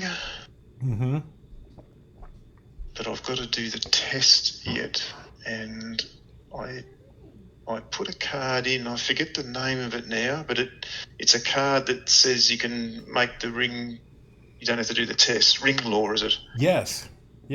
So what you need But for that is you have to go to an information site. So there is one in Rohan. It's Amonhen. Is an information I haven't site. picked it up yet, though. Oh. Then never mind. If you... Amonhen, yeah. I mean, Gandalf can test any time. Sure. But what are the odds when you're trying to get it? The other ring site, if you wanted to go, is the Gladden Fields, which is in the Anduin Vales. If you still have some gold ring items to play, I haven't. No, I discarded my other one because I've only put one ring in my deck. One Dwarven ring. Okay. Well, ring lore is a great way to get it into play because you don't chance the roll. I think what I might do is I might move both companies to Amon Hen in anticipation of picking up ring lore, and at the same time rearranging getting Durin's axe onto one of the high dwarves. So for each company, it would only be a 2-region move. From Fangorn, it would be a wilderness and a borderland, and from Isengard, it would be 2 borderlands. Because you'd be moving to Rohan.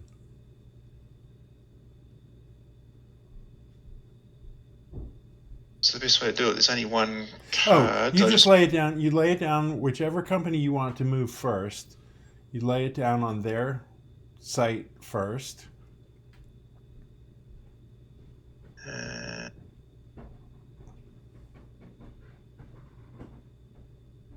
what were you saying before about if they're both... yes, that was where if you didn't already have your hand size, yeah. But I have got my hand size, so that argument doesn't... Yeah. I think I'll... Yeah, you didn't play any cards this organization phase, so you should still have 8. You have 9 since you're holding a site. Okay, now don't forget about the corruption card on Dwarven. Yes. So again, that's a 6 to remove, greater than a 6.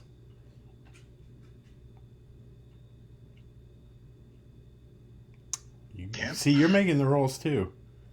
Yeah, I can't complain. Oh, let me throw that away.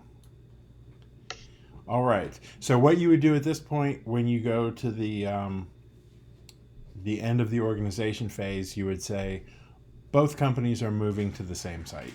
And then you would choose which one to do first. You'd give their path, and we'd do their movement hazard, and then you'd do the second company. Yeah. The only other issue is I've just realised I've got Farsight, which is playable at an information site to bring a resource. Mm-hmm. So again, that's a good reason to go to Amonhen. Oh, because it's information. Because it's an information site. Oh, yeah. So see, so it's all working. You need an information site to play Ring Lore, or to play Farsight. They both require information sites. Yep. All right. So I'm organised, and I just checked that I haven't got any long events. Nope. So I go into the movement hazard, and I said, yep, they're both travelling for that. And so now they're moving first. So I just reveal that. All right. And I've got to do my path. So it would be Gap of Ison and Rohan.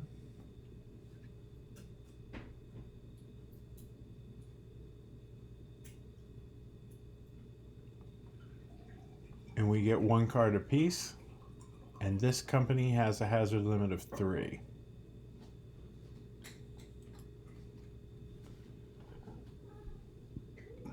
Yep.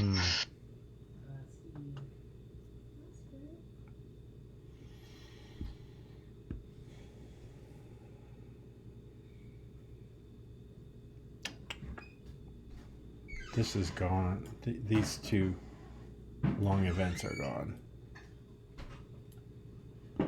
Oh, because in the Yes, in the long event they went phase, away in your they long have event phase. But Yeah. it's funny because I have the exact same 2 cards in my hand, and I think I'm going to play them both. So there's one, and there's the other. And that will be it for hazards against them. Okay, so 1, 2, 3. I'm going to discard 1.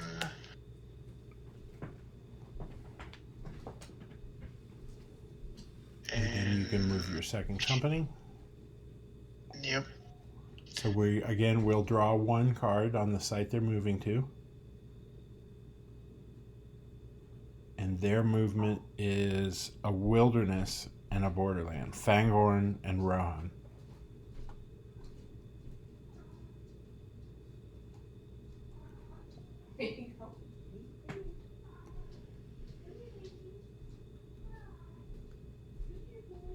And I have... And it's 4 hazards. Yeah. I have... So I played the minion stir, knowing that this company was moving through at least 1 wilderness, because I have a troll, William, one of the 3 troll brothers. Mm-hmm. They each have different paths that they can key to, or different region types that they can key to. This guy only needs 1 wilderness in the path. And so since he is a troll and the minion stir is out, instead of facing 1 strike at 11, it's going to be 2 at 12. And it is a troll attack. And you get to pick who fights it. Or you could cancel it if you have a canceller. So I don't need to keep a character untapped because I'm not going to be playing anything this turn. So may as well just try and go kill with it. my strongest guys. So Dane and now you can assign a strike to Quick Beam if you want. He is a 6/9. Oh. He's as tough as a wizard. He cannot be attacked by creatures keyed to his site. He can be attacked by creatures that key to the region path. So here's the idea there. He's a tree when he's standing still. So when he gets to the site, nothing can target him because he looks like a tree. Oh. So right, when he's walking, when he's on his way to the site, you can key creatures, but not when he's there. Yep. So that's your choice. You could choose to let him face 1, or you could let your dwarves face both. Oh no, he can do his bit. So you can't put the arrow on an ally, but you can just mouse over him and right arrow, and I'll know that's who you're doing. Yep. And he can tap to face it. So he would tap and he would be a 6 versus a 12. Okay. Now, people can tap to support that. Correct. So Ori, who is a 2 and isn't much use other than dying or supporting others, could tap to support him if you wanted. So Dane is going... Yeah, yep. So now Quick Beam is up to a 7. Mm-hmm. Better odds. All right. Got it. You would have tied it if you hadn't tapped Ori. Yeah. So you actually are looking at getting a kill point here. All right. So Dane will tap the shield. Right. So he's up to a 6.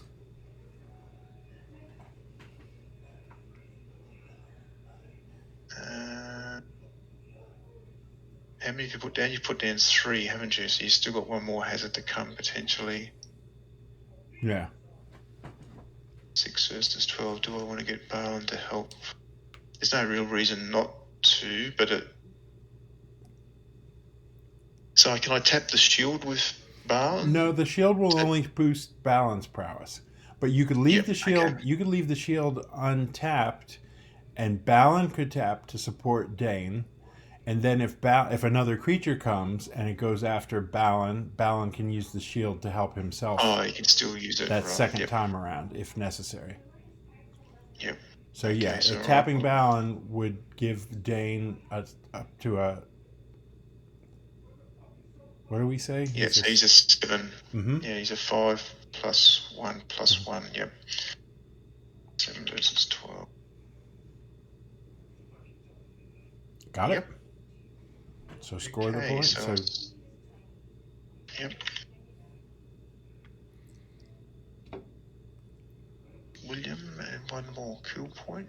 Mm-hmm. And so 1 more done facing, so 1 more hazard. I have no more to play. So you did that well. So you can discard both tapped sites. And I've got to draw back to 8. Draw or discard down to 8, yeah. 8. Got him. And then remember to, if you're deciding on entering or not, that the Awakened Denizens boosts the auto attack from 1 strike with 6 prowess to 2 strikes with 6 prowess. Not much to worry about, but it's out there. Yeah. But no, I haven't got anything to play, so that's not going to be an issue. So I'm just you thinking whether to discard something. So don't want to lose that. Don't really.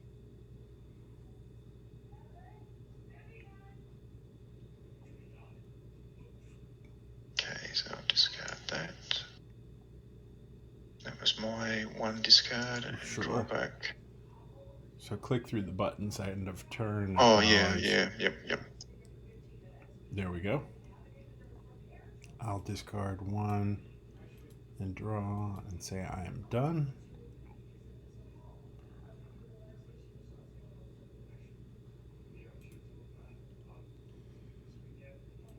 All right. So everyone here on taps. So I have another character I can bring in.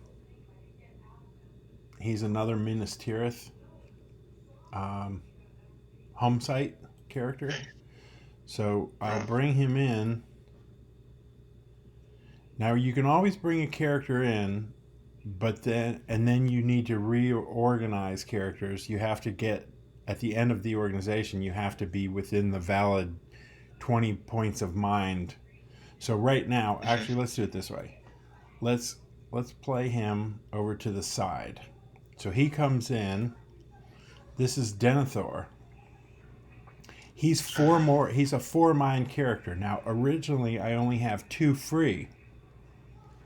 But what I'm going to do is I'm going to put him in this column, and I'm going to adjust him. So Bergil is his follower now. So now I'm using all 20 of my mind, of my general influence, for my 20 mind worth of characters. So he just, by reorganizing it, it makes it a valid setup for my general influence. So I'm down to 0 free general influence. I get 1 more point for Denethor. Yep. I'm still waiting for my wizard. I haven't seen him yet. Yeah.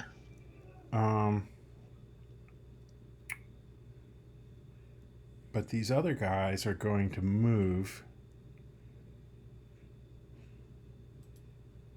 I think I'm going to move them back to the Haven. I think I'm kind of hoping for my wizard. And he'll have to come in at the Haven because Isengard is in my discard pile, which is his home site.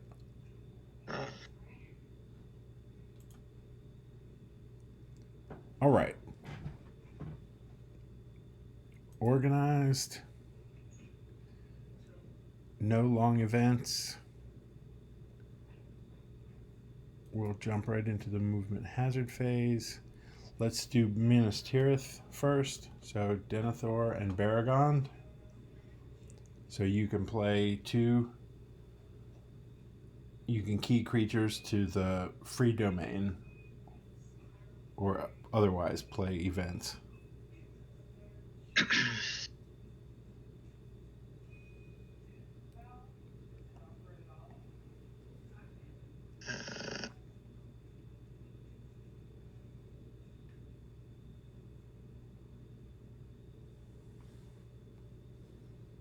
Yep, so no hazards. All right, so since I played Denethor, I'm 1 card short, so I get to draw back up 1 before I move the other company. Yep. Perfect, I drew exactly what I was wanting. These guys are moving back from Bag End to Rivendell, and since it's the nearest haven, I just use the P to give you the path. And we draw 2, since we're moving from a non-haven site, we draw for that card, and that has 2. So you can draw 2, and a hazard limit of 4. Okay. Now I'm drawing all my Twilights. I would have liked them to protect the Gates of Morning. So, can you play it now as a... I could play it now as a resource to make you discard the Doors of Night, but there's not really anything it's doing to me right now, so I might lure you into playing something that gets boosted by Doors and then Twilight the Doors. Right. I'm just kind of talking out what I've got and just saying I've got Twilights in my hand now when I would have liked to have them before. Yep.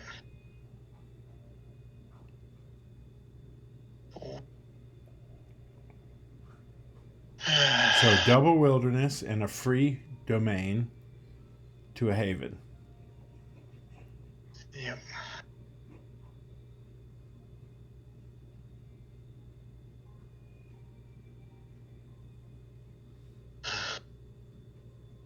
Okay, so I'll play Dragons Desolation.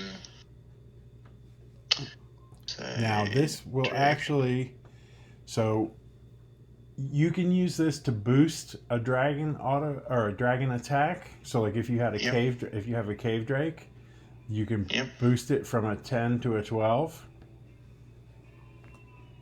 The other use is even better, but I'm not moving to a Ruins and Lairs. I'm moving from a freehold to a haven, so it doesn't quite trigger, but that's a great way to get unique dragon creatures to attack people who think that they're relatively safe just moving around at Ruins and Lairs.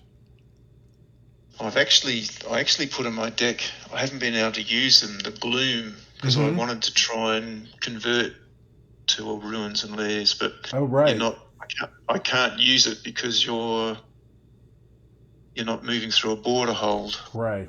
If you were a border hold, I would have converted to Ruins and Lairs and played a dragon on you. But it's not to be.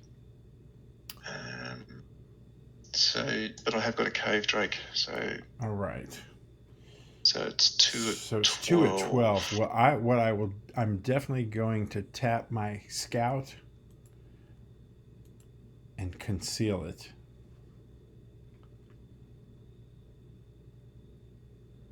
Conceal to cancel 1 attack. Yep. So that's the whole attack, isn't it? That's the attack, yes. Yep. Okay, so I discard cave drake. And I've got a dragon, but I can't play it. And the gloom doesn't help me, so I'll discard Dragon's Desolation. And no more. All right, so I have to discard. I was going to click on next movement. I'm going to go ahead and Twilight the Doors. I had 9 cards in my hand, so I want to go ahead and at least make one use out of that before I just discard it. So Twilight will cancel the Doors unless you have another Twilight. Nope. All right. I move Bag End to my discard pile. And I'm at 8, so I will go to the site phase. Now Denethor is going to tap and get the Palantir of Minas Tirith. So this was the Palantir that he used in the books and was ensnared by Sauron and was made to think that his plight was hopeless. So I will refrain from using this too much. It's worth 2 corruption points, and whenever you use the Palantir, he makes a corruption check. So he can't use it inherently the way that Saruman can, but I do have cards to play on it that I think I'm going to hold off for right now. So he played the item, he tapped the site, he tapped to play it. I give myself 2 more item points, and I go to the end of turn. And I will go to end of turn discard. I'll draw back up to 8 and go to end of turn discard.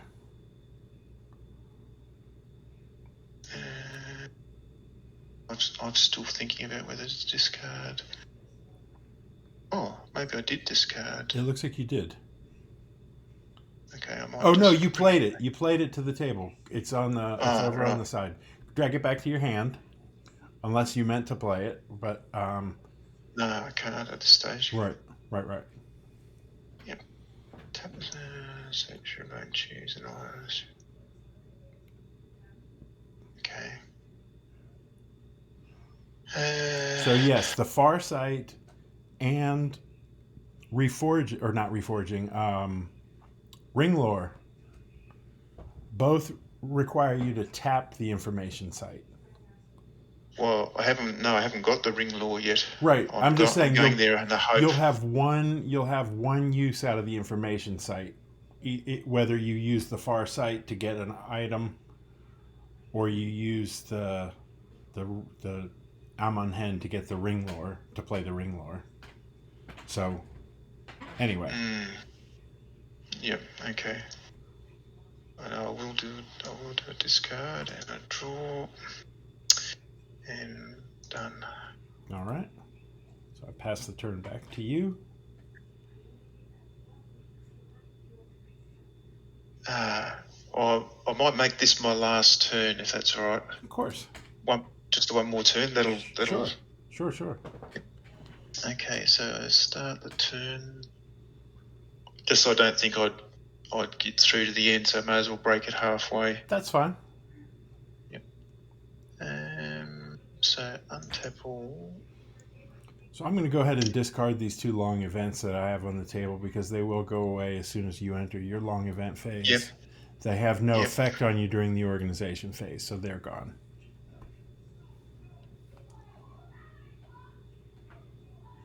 Right, so the only marshalling point card that I've got is the Dwarven Ring, but I still can't do anything because...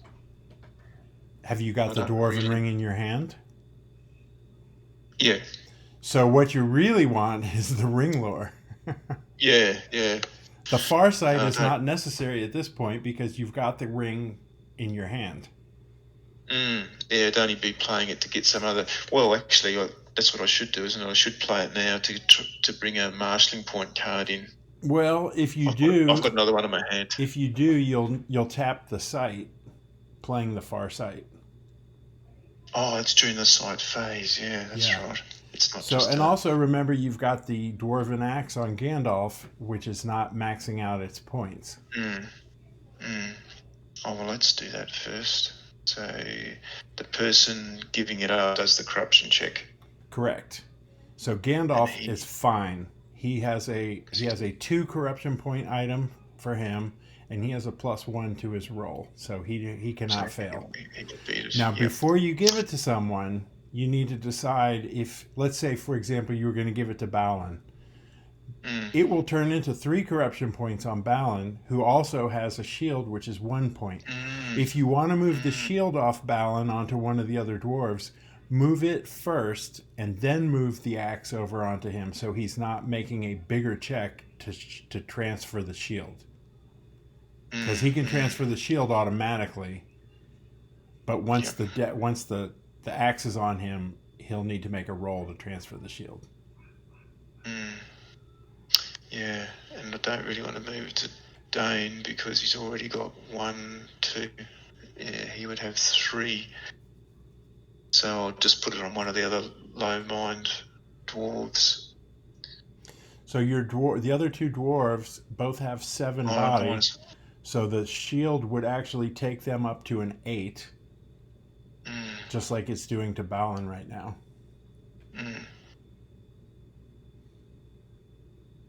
Okay, so and that's a free transfer. It does not require a check. He cannot fail it. And Gandalf can transfer the axe to Balin, and he cannot fail it. And now you've got 2 more item points on the axe, and he has +4 prowess with the axe. So he's up to an 8. So items go up to 5. Yep. Mm-hmm. Now, so I've got no marshalling points, but if I move some of the guys away to another information site, I could use Farsight and leave the rest of them waiting with the gold ring, hoping that Ringlaw turns up. Sure. So just looking at my map, what's the nearest other information site? There's one at Dunharrow. Mm-hmm. Oh, is it? No, I don't think so. I don't think Dunharrow has a information site. On my map, it's got a black diamond. That's because you can play an ally there. You can play Shadowfax. I think. Maybe I'm wrong. I mean, I know you can play Shadowfax there. I'm not sure what the diamond is. The diamond's supposed to be information/miscellaneous/event. I'll look it up. Well, no, it's definitely not an information site.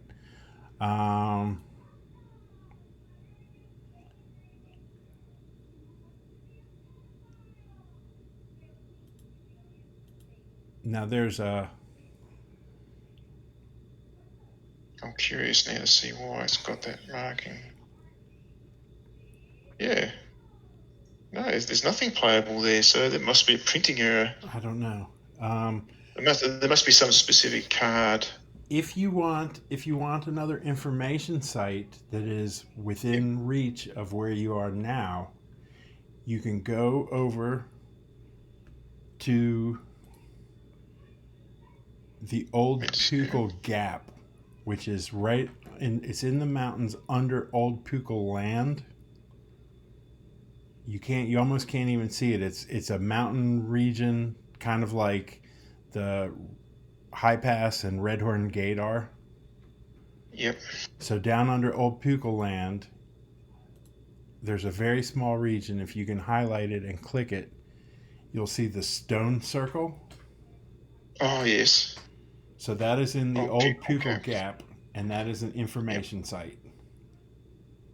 So that would be 1, 2, 3, 4, yeah. So yeah, you could get there. And what about is Minas Tirith a possibility? No, Minas Tirith does not have information playable there. Again, it's got the black diamond. I have to look into that. Why it's doing that? It must be specific cards. Yep. All right. So stone circle. So I'll just decide who's going to go do this. I don't like the idea of Annalena travelling. Oh, hang on, but it needs... Balin is a sage. Balin is a sage, and with the axe, he's pretty formidable. He won't, he can get there and probably stay untapped unless I throw something really crazy at him. With depending on how you split them up. But yes, he is a sage, Annalena is a sage, Gandalf is a sage. Yep. And Dwarven has picked up the shield, so he could go with him just to... He's got a good body. All right, so so those 2. So now that means I've got to split them. So I'll put a region card under Balin. Yeah.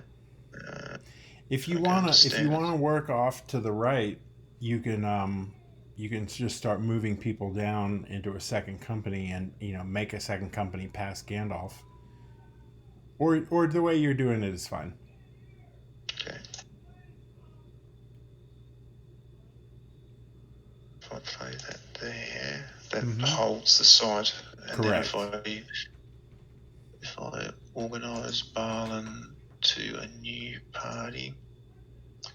It's kind of like a sliding puzzle game, trying to save the columns and not have them collapse when you move characters out of them. Oh, actually, I've done something wrong here, haven't I? Because now, if you want to switch them, do swap C /swap C, and then click, say, Balin and Dane.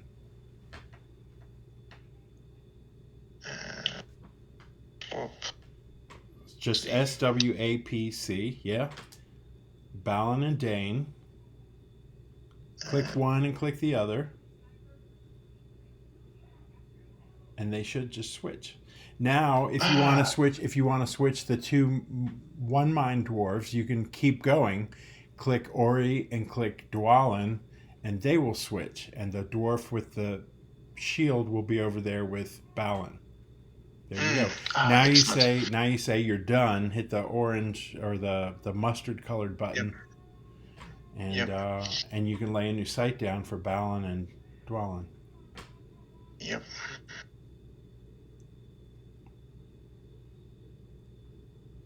And now I've got to find it. Oh yeah, there it is. It is small, isn't it? Close. Right. And the trick is, if you happen to draw a ring lore while you're moving them, Gandalf can do the ring lore on the precious gold ring this turn. He could turn it at the. You could enter the Amon Hen site, and play ring lore and turn that precious gold ring into your dwarven ring. Yep. Which is the whole point of the deck. Right. The whole goal is to get a dwarven ring and play. Mm-hmm. It's worth what? Okay, so it's worth like 4 points, 5 points, something like that. Is it 6 points? 4, yeah. Okay. Yep. Held by a dwarf. Yep. Only. Because the dwarves, when dwarves hold it, it's just like the axe. When the dwarves hold it, it gives more points than if a non-dwarf holds it. Alright, so movement hazard phase. Yeah, so I'll move the. Yeah, so the moving company I'll do first. Sure. Okay. 8. So it would be Rohan and Gap of Ison and Old Pukal Land, and then the Old Pukal Gap.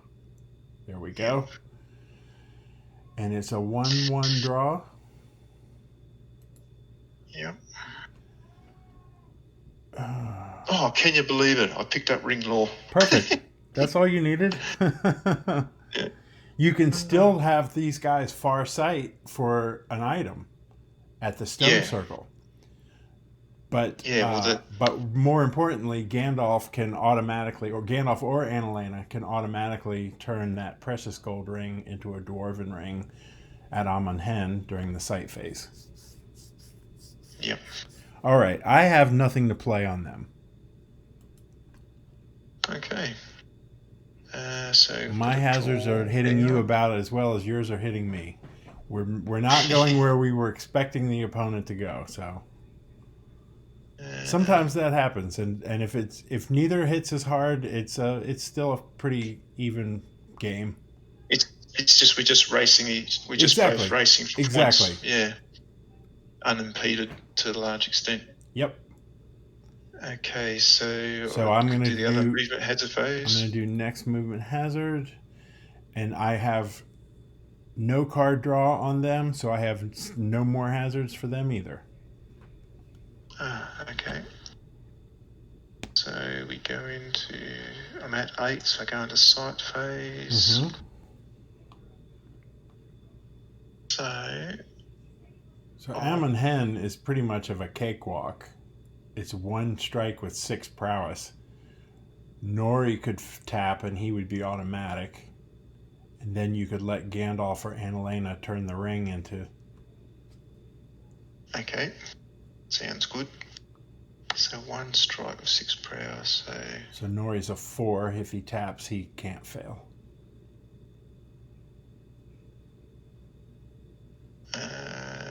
Where's... Oh, there he is. Yep. Yep, okay, so he's lurking down there. Yeah. I couldn't see him for a minute. So I've faced the automatic attack. Right. And so now I play my Ring Lore. My Ring Lore. So which says... So Sage only, playable at a site where information is playable, only if a character in his company has a gold ring. Tap the Sage and tap the site. So is it does the ring go on to the Sage that taps? No. So the ring, the ring will stay with the character who's holding the ring when it turns into whatever else you're turning it into. So Annalena taps and the site taps, and she immediately tests that precious gold ring. And so discard the precious gold ring.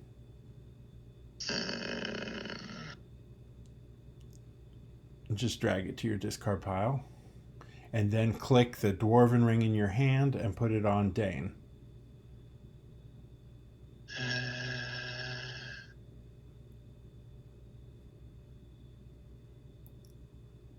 Hey. Oh, you got the minion version of it.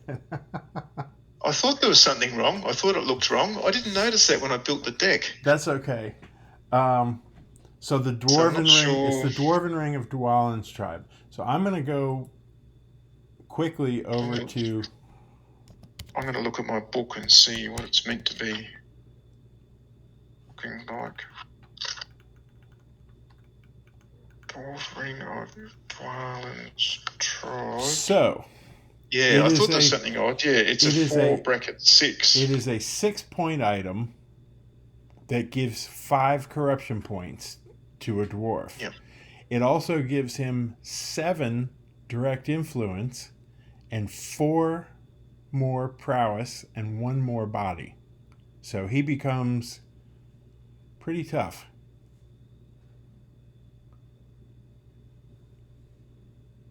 So we'll just remember that. I know what it is. Yeah. So I add 6 to my... Add 6 to your item points. Well, you add 5 because it was a 1-point item that you discarded, and so it increases by 5 from the 1-point ring to the 6-point ring. So you should have 10 item points now, right? Between the Dwarven Axe, Durin's Axe, and the Dwarven Ring. And I tap Dane, I presume. Mm-hmm. Oh, no, you don't. He does not need to tap. Okay. When the ring gets tested, it just turns into what he's holding. Okay. So now over at the other site, if you still want to do your far sight at the stone circle, I do. So you can go ahead and enter that. It's a 1 strike with 9 prowess. Balin is an 8. Yeah. Dwalin, if he taps and taps the shield, is a 3, which might be a little bit safer. Yeah, because you need to keep Balin untapped. He's the sage. Yeah. He's the sage. Yep. So I'll tap Dwalin and then the shield. So he's up to a 3. Makes him a 3. So he needs a 6. 3 versus 6. Yep. 3 versus 9. Needs a 6. Yep. Got it. Got it, yep, just. And so then I tap Balin. to play Farsight. Sight. So tap the Sage and the Sight. So tap the Sight. And take any take a item from your deck. Show deck. And now I notice I'm up to 19, so I'm thinking if I can just get one more marshalling point and call the... Sure. Oh, but I still would have to... No, I wouldn't have to finish my play deck, would I? I would have the 20. You can do it at 20. Yeah, so I really want to pick one that's easy to play. So does it have to be... It has to be an item. It can be any item. But you can't get a faction or an ally. Okay, so I could bring back in a gold ring, or I could bring in a major item. Now here, so you're over at the old Pukel Gap. You, if I want a gold ring, I could go back to Austin Herald, couldn't I? Did you discard that? I think you went there. Oh, that's right, yeah. Yep, and that's 5 anyway. Yeah. The Iridorian coast, the Isles of the Dead. I believe you can play a gold ring. Yep. There. And that's 3 region move from where you are now, with Balin and Dwalin. Yeah. So they could go pick up a ring next turn and call the free council. So I drag it into my hand. Oh, and I do a close and shuffle, don't I? Yep. Mm-hmm. Close and shuffle. So discard the far sight. Right. And I'm going to end of turn phase. There we go. All right. So did you want to stop here or do you want to keep going? I think I'll stop, yeah. All right. Good. So I'll say done. So I'm just thinking, do I need to... Yep, so I draw back up to... I'm not going to do a am I going to do a discard?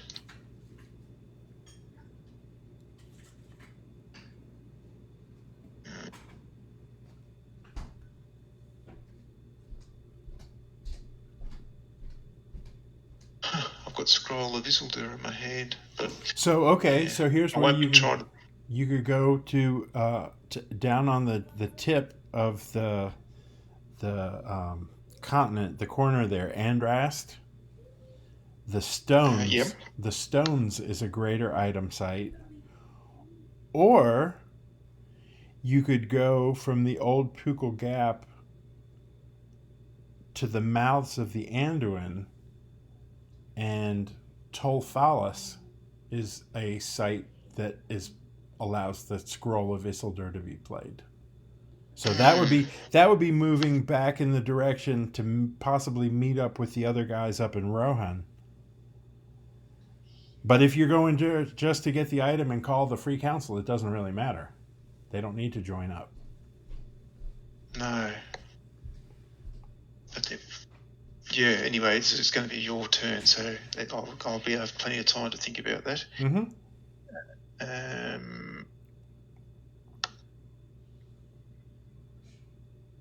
So I've got a ring. Oh, so I can discard there. That's an easy discard, the ring law, because I haven't got another ring to play. So draw back up. All right. Acknowledge the discard. And I've already done my discard and draw, so I'll click done. And I just end of turn. All right. My mind is it's like a computer without enough fan in it. I've had a lot of thinking this game. But that's good. See, this is exactly the kind of strategy that you need for this game.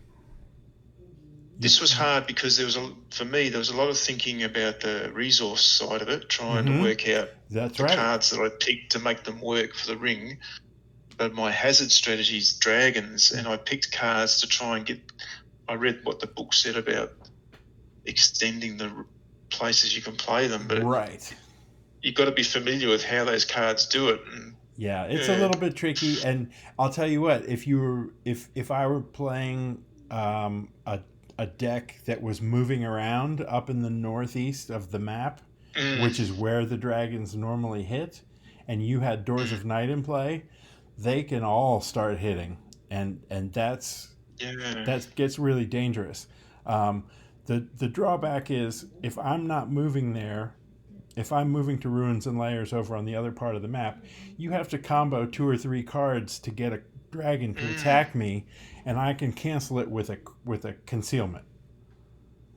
Yeah, so I did it just to try and everybody learn does it. how Everybody it works, does it. but Everybody wants to play I the had this dragons. sinking feeling that it wasn't going to be effective. The dragons are fun to play, but they're not as playable. So here's the question: like, do people ever play them if they think the odds are they're not going to be out? Do they ever put them in their deck as a strategy if they feel the odds are against them actually being played? When we move to more card sets, the next set is the dragons. The first expansion after the wizards is the dragons, and there are versions of the dragons that are actually a hunt. They're out and about, and they target a handful of regions, all on their own. And it's a long event instead of a creature, but it turns into a creature attack. So there's more options of playing dragons once we get into the dragon set. The way it is now, it would be really bad if I were trying to move up in that area. You would be hitting me with those creatures a lot easier. But so as it is, Sorry, I was going to say, as it is, your resource side is working really well, so it's not as big of a drawback that your hazards are not. You as long as you just keep moving them out of the way and keep drawing your good resources. You're at 19 points right now. I'm at 13. Yeah. But do you think the dragons, like, when they put the first set out, that they haven't quite got it right? I think they're hard to be effective. I think they knew that they were going to do the dragon set from the beginning. I think that they were pretty clear that was going to be the first expansion, and I think they held some things back to work in the expansion. So in that sense, I think maybe they may have hampered them a little bit in the wizard set. Right. But everybody got so excited because they're such powerful creatures, and if you're trying to run around with dwarves and you go up to get the Iron Hill dwarves and you're up in the northeast, you're gonna get. There's lots of greater item sites. All the dragon sites up there let you play gold rings and major and greater items. So there's a lot to be done if you can weather the creatures. So the dragons expansion, does it mean that the dragons in the wizards are more playable, or is it just the version? Yes, it is actually. It's both. Comes into play. It's both. In fact, there are more dragons. There's a total of 9 dragons, all told. The unique dragons. I think there are maybe 5 or 6 in the wizards. And then they add a few more in the dragons, and then they also add the hunting dragons, and then there's also a at-home dragon, which is a permanent event, and it creates an extra attack at the dragon's lair. Yeah. And it also will do something else, like kind of like the Nazgul give an extra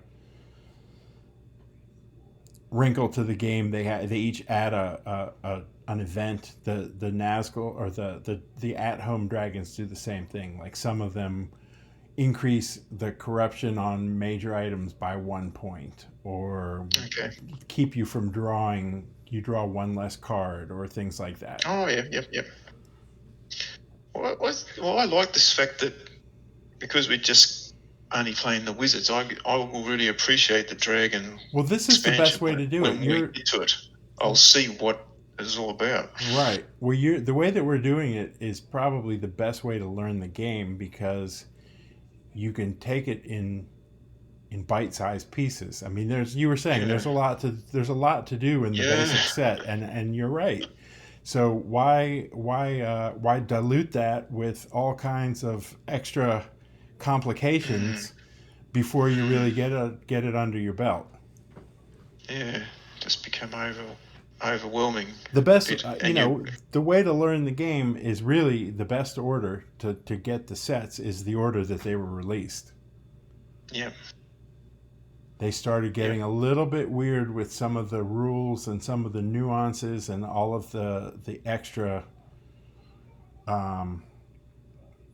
just strategic approaches when they started adding agents, and then you started having the other alignments that you could play. It sort of retroactively made some of the earlier cards a little bit weird to play, and how do you play them on this other alignment and that sort of thing. So they added more rules to make it work with each new set. Okay. There's a lot to look forward to. Well, this is fun. This is a lot of fun. I think that both of these decks I'm work glad pretty well it. today. I found it mentally demanding, but I enjoyed it. Yeah. Well, it worked. You've got your Dwarven ring. Yeah. So now here's the thing: ready. when you're doing the deck building, if you look, when you click on those cards, when they pop up in the little white text box with just the black type, the unformatted type, and it says, one Dwarven ring of Dwalin's tribe, and then in parentheses it will have an M for minion, and then in brackets it will have LE for lidless eye, because the version of the card that you got, there's a hero version of the ring and a minion version of the ring, and unfortunately the default when you add a card to your deck, if they have the same name, it goes to the minion version first. Right. So that Dwarven ring that you've got is actually the minion version, but the way to set it right, if you build the deck, is to change what's in the parentheses from an M to an H. So I wonder if I fix that between our sessions, whether it'll reflect I don't in think the it game. does. I don't think it does. I think once we start playing a game, I don't think that you can change your deck. Even if you do change your deck, even if you go back into the deck builder and tweak it, this deck is already set. This game has already started, and all the cards are already built into it the way that it plays. Yep. Because we've tried that before too. The other way it works is when you do a fallen wizard by accident. You get the fallen wizard of the fallen version of a wizard, and then you have to remember what his other regular stats are, and you can't change it, even though the game, once the game gets started, it stays. Yeah. Okay. I've got one other question. Sure. Did you end up playing Chris? No, he never got back to me. I have not heard back. I think he's a little touch and go. Yeah. He had said, I followed up with him, and I never did hear back. I check the site every once in a while, but had not heard from him. So I told him, anytime he wanted to play, I'd be happy to. Yeah, I think that's been my experience. He does get back to you, but not straight away. It's like he's just pretty busy, I think. And that's fine. Is what I'm assuming. Yeah, I'll be happy to play whenever he's ready. Yeah, okay. All right. Well, good game. Good game so far. Well, I had, again, a lot of good advice from you. Well, I like to see it succeed, and I like to see, my hazards aren't hitting very hard. I'm playing trolls, and you're not going. Trolls mostly hit in the shadow and dark domains. And you're staying away from that. You're going to the ruins and lairs and the information sites. But that's good because you're it's working for your resources. So we're both really in a kind of a race to get our resources working when hazards aren't hitting very hard. Yep. Yep. Oh yeah, it'll be interesting to see how. It may. Go ahead.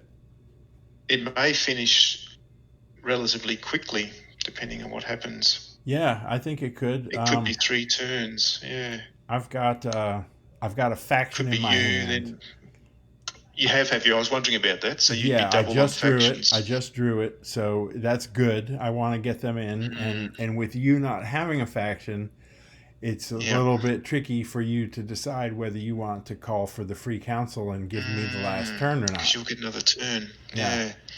So think about it. It'll be easier if I could play the Scroll of Isildur. Then I'd feel more confident. But right.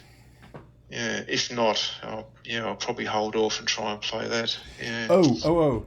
The other thing is, when we play the full version of the game, not the starter rules, but the standard game, which is what we're playing, you can only get half of your points from any one source. So if you're still getting item points, they will work to let you call the free council, but you won't be able to have more than half of your points come from items. So right now you have 10 item points and 19 total points. So items, if you got another item, let's say you got the scroll, that's 4 points, but it'll take you up to 14 item points, and you'll have 23 total points. So it will cut the item points back by a couple. Yeah. So the idea there again is that you want to be a little bit more well-rounded with your strategy, not going only after one marshalling point type. Yeah.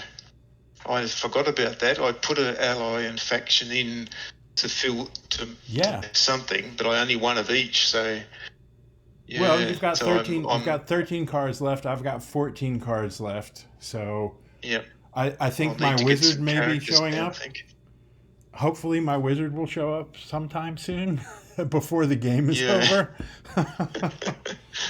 He's not doing much this game without being in play. But we'll see. I think this could end up playing right out and being fairly close, with that consideration. Yeah. All right. Okay. That's good. So when are we going to play? Well, you tell me. When do you want to play? We could play another time this weekend if you want.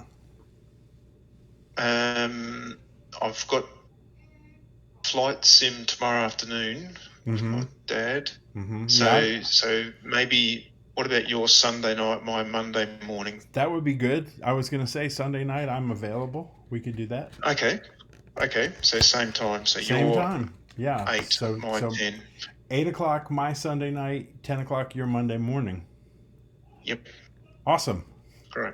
Okay. Well, thank you again. Enjoyed it, David. Thank you. Okay. Cheers. All right. See bye. you. Bye.